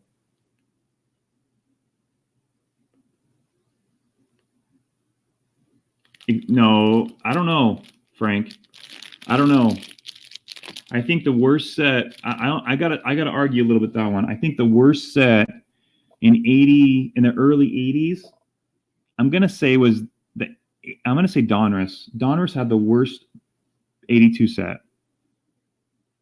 I didn't like it, and they were the worst cut cards I think of the 80s. I opened up a few of those boxes. I think I've only opened one on the channel. But I mean, I've watched many people open those boxes. 82 Donruss were the absolute worst cards. They were just cut so bad. I mean, you had multiple cards in those boxes that were like a third of the card was that was a bad year. 82 Flair was bad. I gotta agree with you there. But 82 Donruss was worse. 82 Topps was probably my favorite that year. So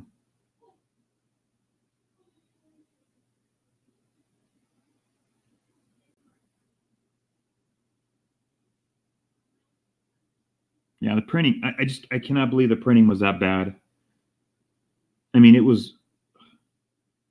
I remember buying into I bought into a break. I'm gonna say it was Blomdahl. I think it was Blomdahl. I got the Ripken rookie, which is really cool. I think it was one of Donald Blomdahl's one of his first big breaks he did was 82 Donruss. And I was reluctant to do it because the quality of the cards is just bad. My Ripken actually isn't that bad. It's centered fairly decent. But I remember when he sent me the cards, because I only saw that I got the half the canvas. I remember only watching part of the break, and I remember seeing the Ripken and him mentioning that I had won the Ripken, or I pulled the Ripken. But when he actually sent me the cards, because he sent all the cards that I won, all the, what was it, 6 packs, I think it was. It was full of duplicates. You're right, Spare Change. It was full of duplicates. And I swear, probably at least 15, 20% of the cards, there was no border on one side, or, there was a few cards that had a third of the card was missing. Like, it was like, how do you make that bad of a printing mistake? So it was crazy. Very, very crazy. SSP still on? Are you still in? I don't know if you popped off.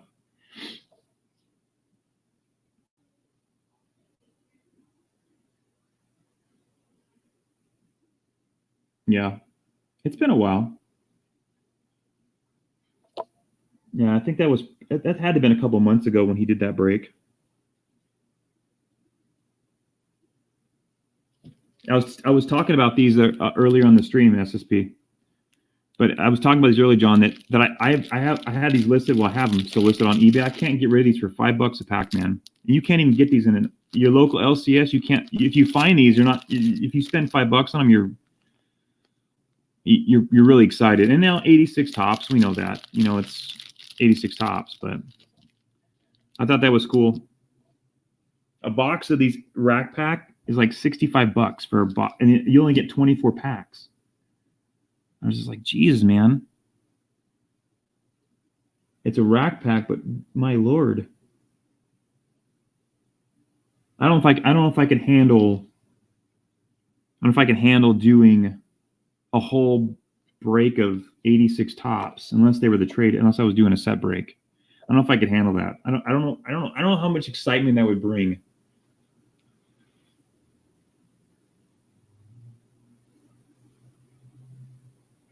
On what? We talk about Spare Change. Shipping on these packs? No, it doesn't. I can ship this and get this to you. I can get this to you shipped for about $1.25.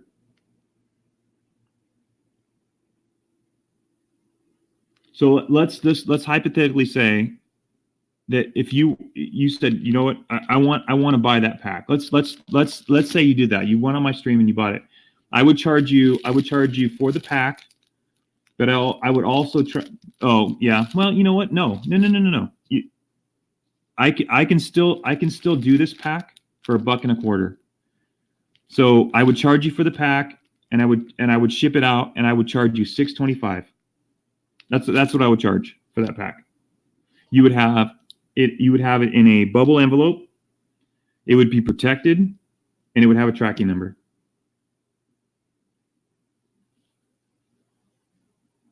And I bet you would get there in a couple days, depending on where it's going.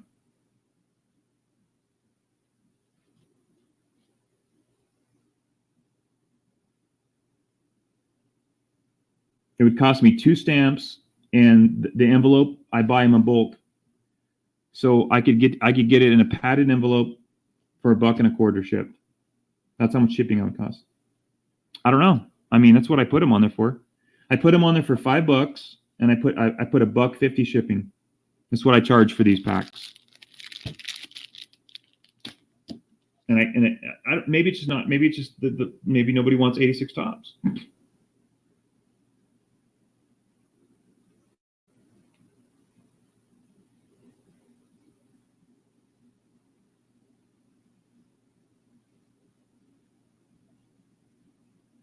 And if it was 87 tops, I bet you would sell.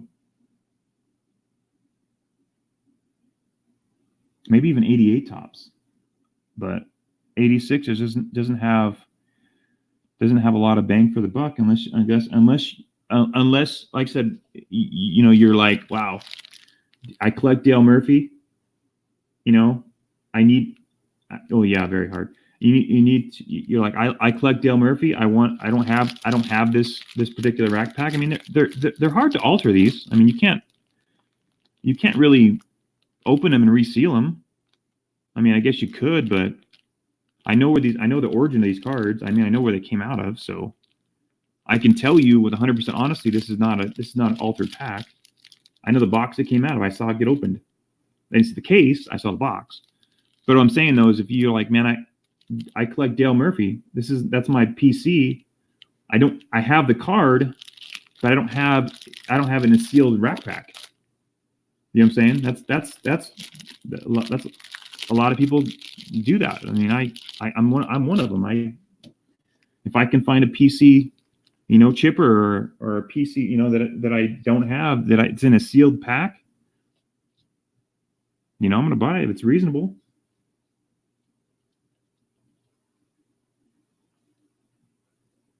And if you can see that it's there, obviously, but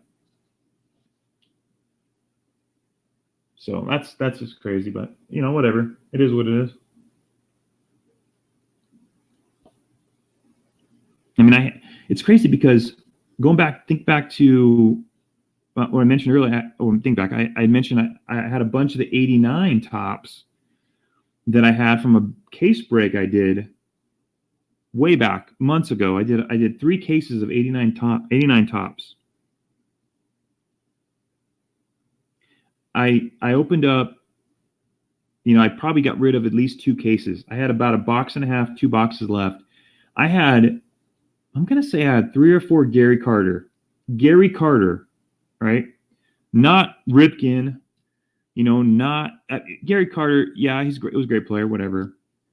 But I had at least 3 Gary Carters that I had in rack packs just like this that I sold. I think I'm gonna say I sold them for $5.50, $6 a pack before shipping. And those cases I bought, I think I spent.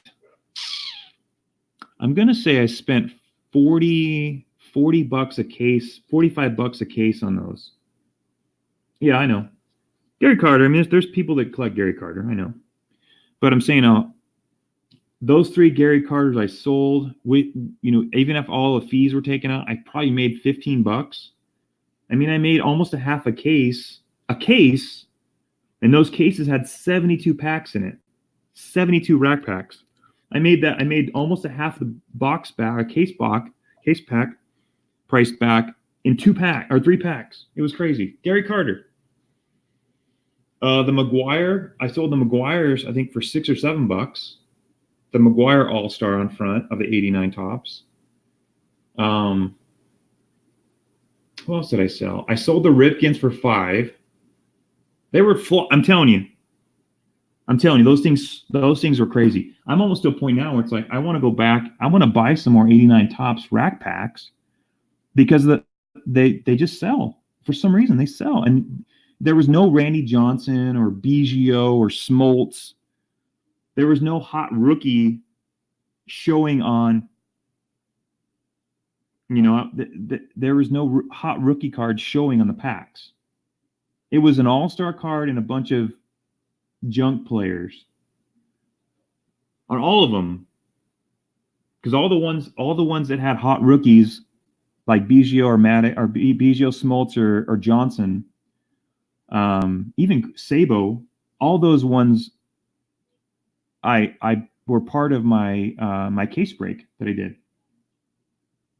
So I tried to get all those to the people that were buying into the case breaks. So I didn't even, you know, if I would have got sold the Johnson, the Randy Johnson rookie that I had, I think I had 2 or 3 of those. I can't remember the All-Star was, but I would have probably made $10-15 if it was like the Carter or, you know, one of those guys. I probably would have made that much money because the Johnson alone pulls $5-7, maybe more depending on how, you know, the centering. If you had a really nice centered Johnson, you might get $10-12 for it if it's showing, you know, if it's on the front.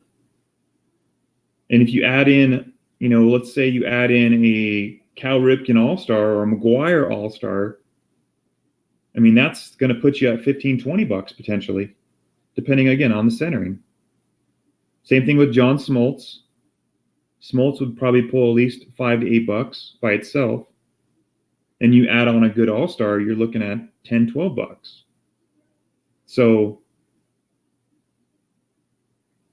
again, I mean,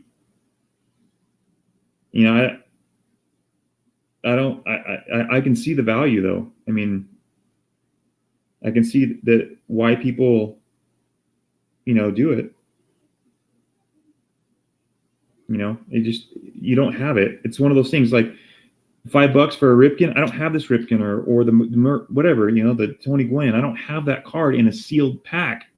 Is it worth $5 to me when I can? It's crazy. Because unless you're LCS, and keyword, unless you go to your card shop, my card shop just happened to have these boxes. Again, I'm not spending $60 on these packs, 24 packs. I'm not doing that. I mean, I could, but I wasn't going to spend $60 on a box. But he happened to have one open, and I know the guy. I bought a lot of things off him. So I said, hey, Dave, can I go through it? I'm looking for certain players in the All-Star cards. And usually he doesn't do that, but he's like, yeah, sure, if you want. You know, I paid $5 a pack for these. But, you know, I wanted to pass along to somebody else. So, I mean, I get other perks. So spending $5 a pack is, if I don't make any money on this pack, you know, he might cut me a deal on another pack or a box that I buy. So it's worth it to me. You know, you spend a little here, but then you get a little there. And that's kind of the general rule of thumb when you talk about, you know, going to your card shops. You take care of them, they take care of you. You know how it goes. So, I mean, like I said, that Emmitt, he sold that to me for $12, and I thought it was a smoking deal, man. That's a PC for me. I'm not an Emmitt Smith fan, but again, anyway, everyone's got their own unique, you know, interests.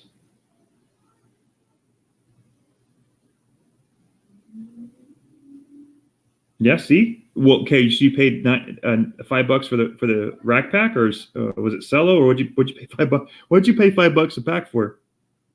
You got to make sure you clarify that a little bit. Okay, yeah. I was gonna say, if you paid $5 a Cello pack, I think you paid a little much. I broke a couple of packs of those on my a video I did a couple days ago. I got 5 packs of those Cellos for free, because I bought some other stuff from another card shop, and he gave me the Cello packs. So that was pretty cool. I got the Griffey Scab cards, about all I got out of it.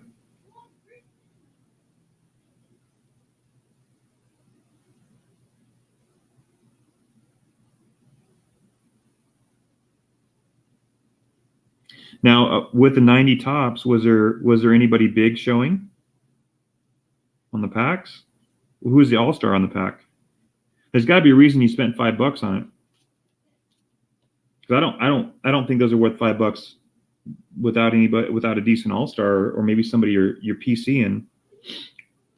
I don't think Frank Thomas would be showing on a rack pack for $5, but.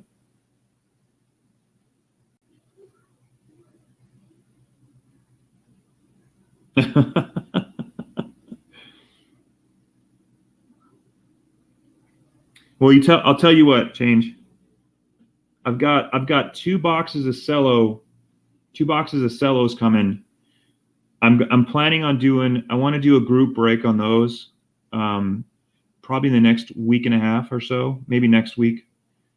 So if you want to spend some of your extra cash, you want to do, I think that would be I think I can get a lot of people into that. I probably won't do too much on them. You figure what, 24 per box. I'll probably do like $12-15 a stack maybe.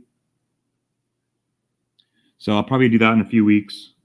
I think that'll draw some interest and some fun. I mean, even if I do $12 shipped for $2 a pack, I mean, that's shipped.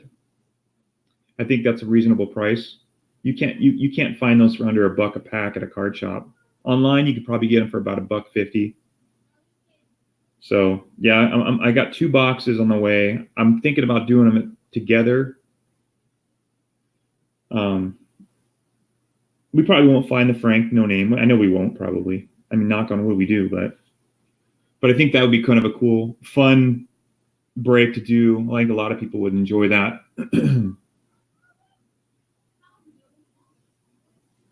But yeah, that's a hot thing right now. A lot of people are searching for that card. All of a sudden, it's like boom. All of a sudden, yeah.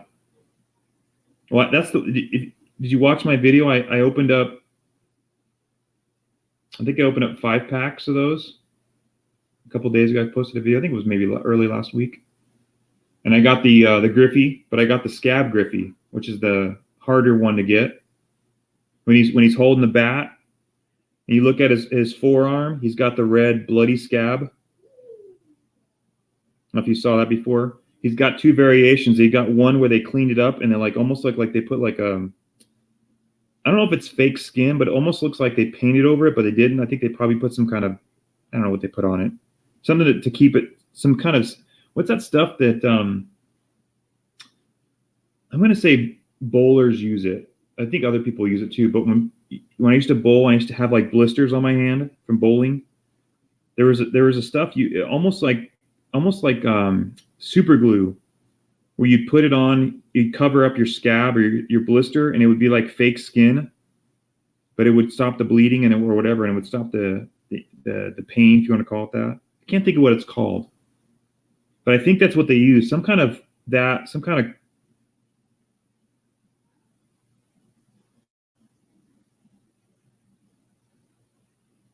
You've got 10 or 12 non-pack fresh. Liquid Bandy, there we go. Thank you. No, but yeah, they must have used it because I've seen both variations. I don't own the variation, the corrected variation, which again, sometimes the corrected variations are worth more. They're more valuable. But I thought it was cool. I got the scab one. You can see the scab. I don't have it handy, but I'll have to post another video on it. I'll bring it out one of my live streams. But yeah, you can see it's right on his forearm. It's like about the size of a quarter, kind of a weird shaped quarter, but it's got like not blood, but it's red. Yeah, I don't know how he got it. I don't know the history. That's Frank. If Frank was still in here, maybe he could give us a little history on it. How did Griffey get that scab, and what the story behind that Griffey card is? But yeah, I was pretty stoked to get that. I don't own the Griffey card. I've had the card in the past. That's the first I've had in a long time. So to get the I guess the non-corrected variation, I was pretty happy about that. They did a good job. I mean, I've seen the corrected version. They did a really good job in covering it up. You can barely even see it. Frank stumped. Oh, now I got to go find the damn card. Give me a second, Frank.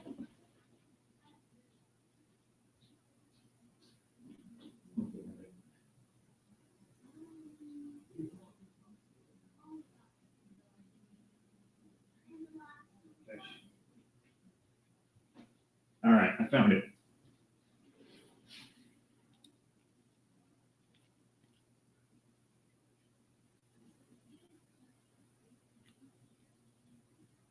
We stumped Frank. Frank, you're the card guru, man. All right, let me show you. It's actually centered pretty nice too. Little bit heavy on the right, but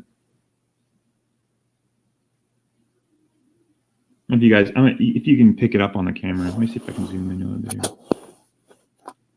See if I can get a better. Sorry, I'm just let me adjust a little bit here. If you can see that, you guys can see that right there on his forearm. Trying to get it where it's not too blurry.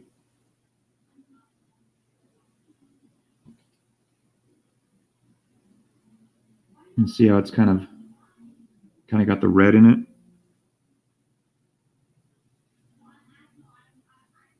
You can see kind of where it's starting to bleed. You know, it's like when you scrape your arm. Yeah, they made it the corrected version of this.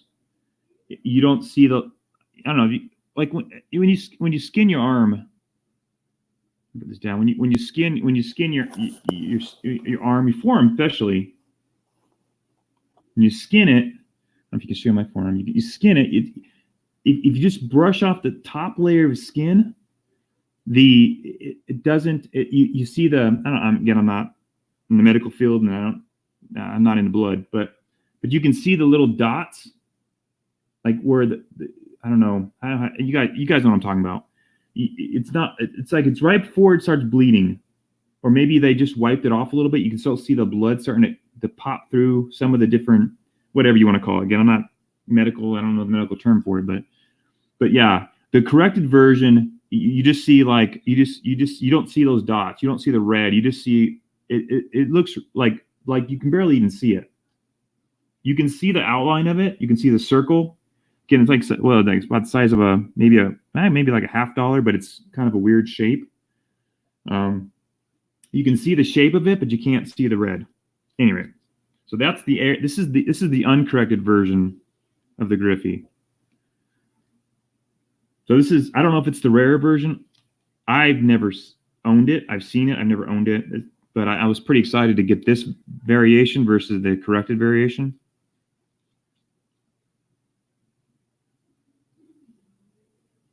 The Scab Griffey is what it's called. So that was pretty cool.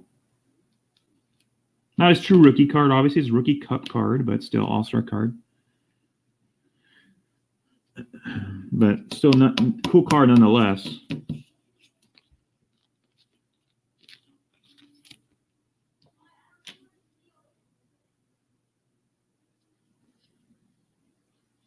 So they did it.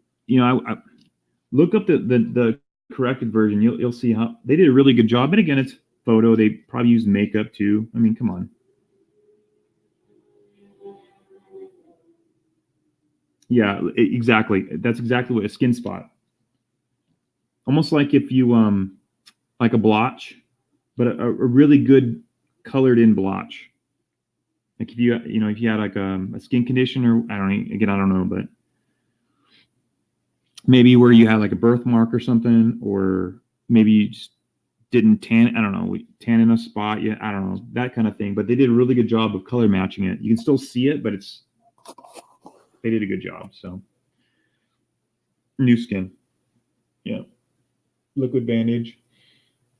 That stuff works really good, man. That stuff works really, really good. You guys ever need that stuff? And I only used it when I was bowling, because it, like when you're bowling, you can't really just, you get a blister anywhere on your thumb or your two middle fingers, your I guess your input fingers in the ball. You get a yeah, it's a good example. Burn mark, yep, that healed really, really well. Or even like a dried blister. Like you pop a blister and the skin dries up. That kind of what it looked like too. But again, they did a really good job masking it. But no, that liquid skin, man, works great.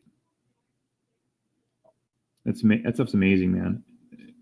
It's crazy. It's almost like I remember when the first time I put it on my fingers, I was on a bowling with my dad, and and he had I had got a blister on my thumb, and I'm right-handed, so of course I didn't bowl left at all. So I'm like, okay, I'm screwed. I got a big old blister, like right, it was right in this area. Actually, it might have been a little bit under here. Anyway, long story short, he goes to his bag and he pulls his thing out. It looks like the stuff you put in your teeth. It came in a little glass bottle. What's that stuff you put on your when you have a toothache? Oragel. It looked like a little bottle of Oragel, and he pulls it out, and of course it has like a little, I don't know, it's hard to explain, like a little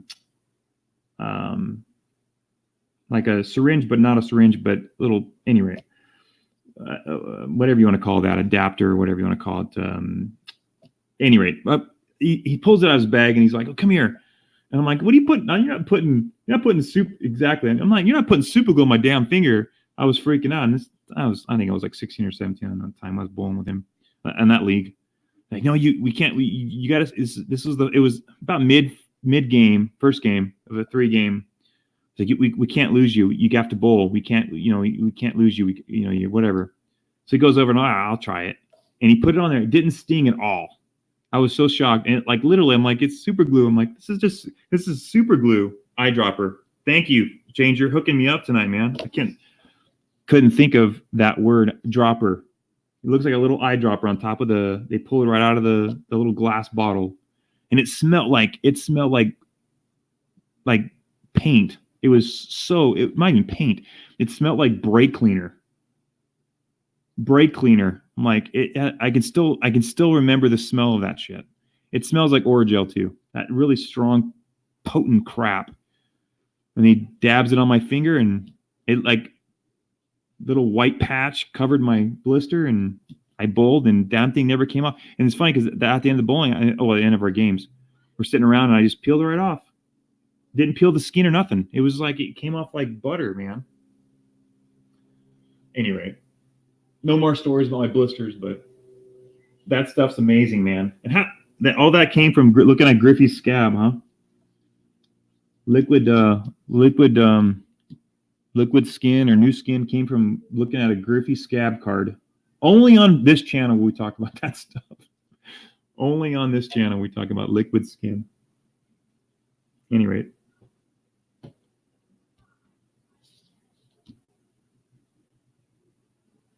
That's good stuff, man. That is good stuff. I think I need to buy some of that liquid skin now. I think you need to have a little bit for a rainy day, now that I've been talking about it.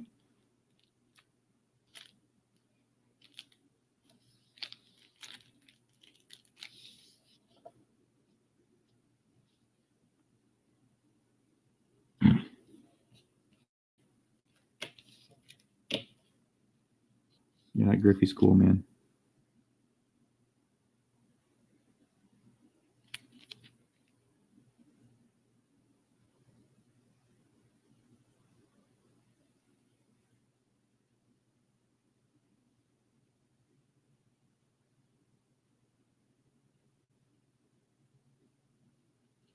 Cool card. 65 Atlantic oil cards, huh? George, you always into that old stuff, man. Vintage.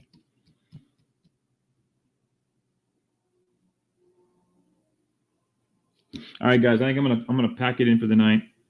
I'm gonna call it quits. I appreciate you guys popping in. Probably I'm gonna try to go back on again this week. Probably sometime at some point.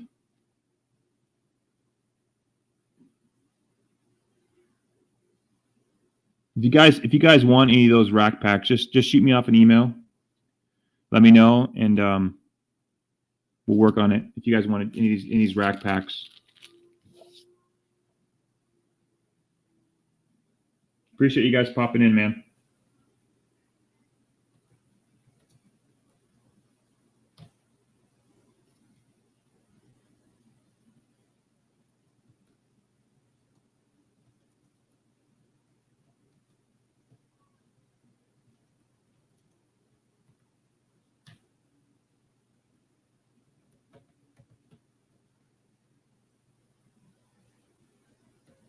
Javi, I'll get that out soon, man.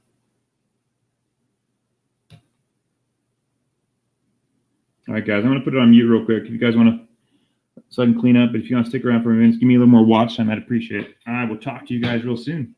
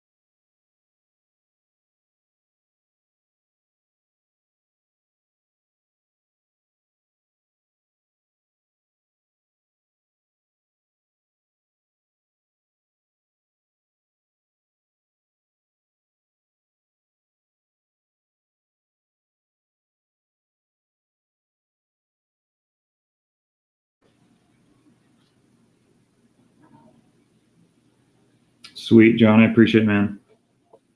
I'm going to email you, John. I want to catch up, dude. Definitely want to catch up. I haven't talked to you much, and you've been really busy. Definitely want to catch up, man. So I'll email you. We'll want to catch up if we can chat. It's been a long time, man, but I definitely want to. So I'll email you probably later tonight. If not, I'll email you in the morning tomorrow.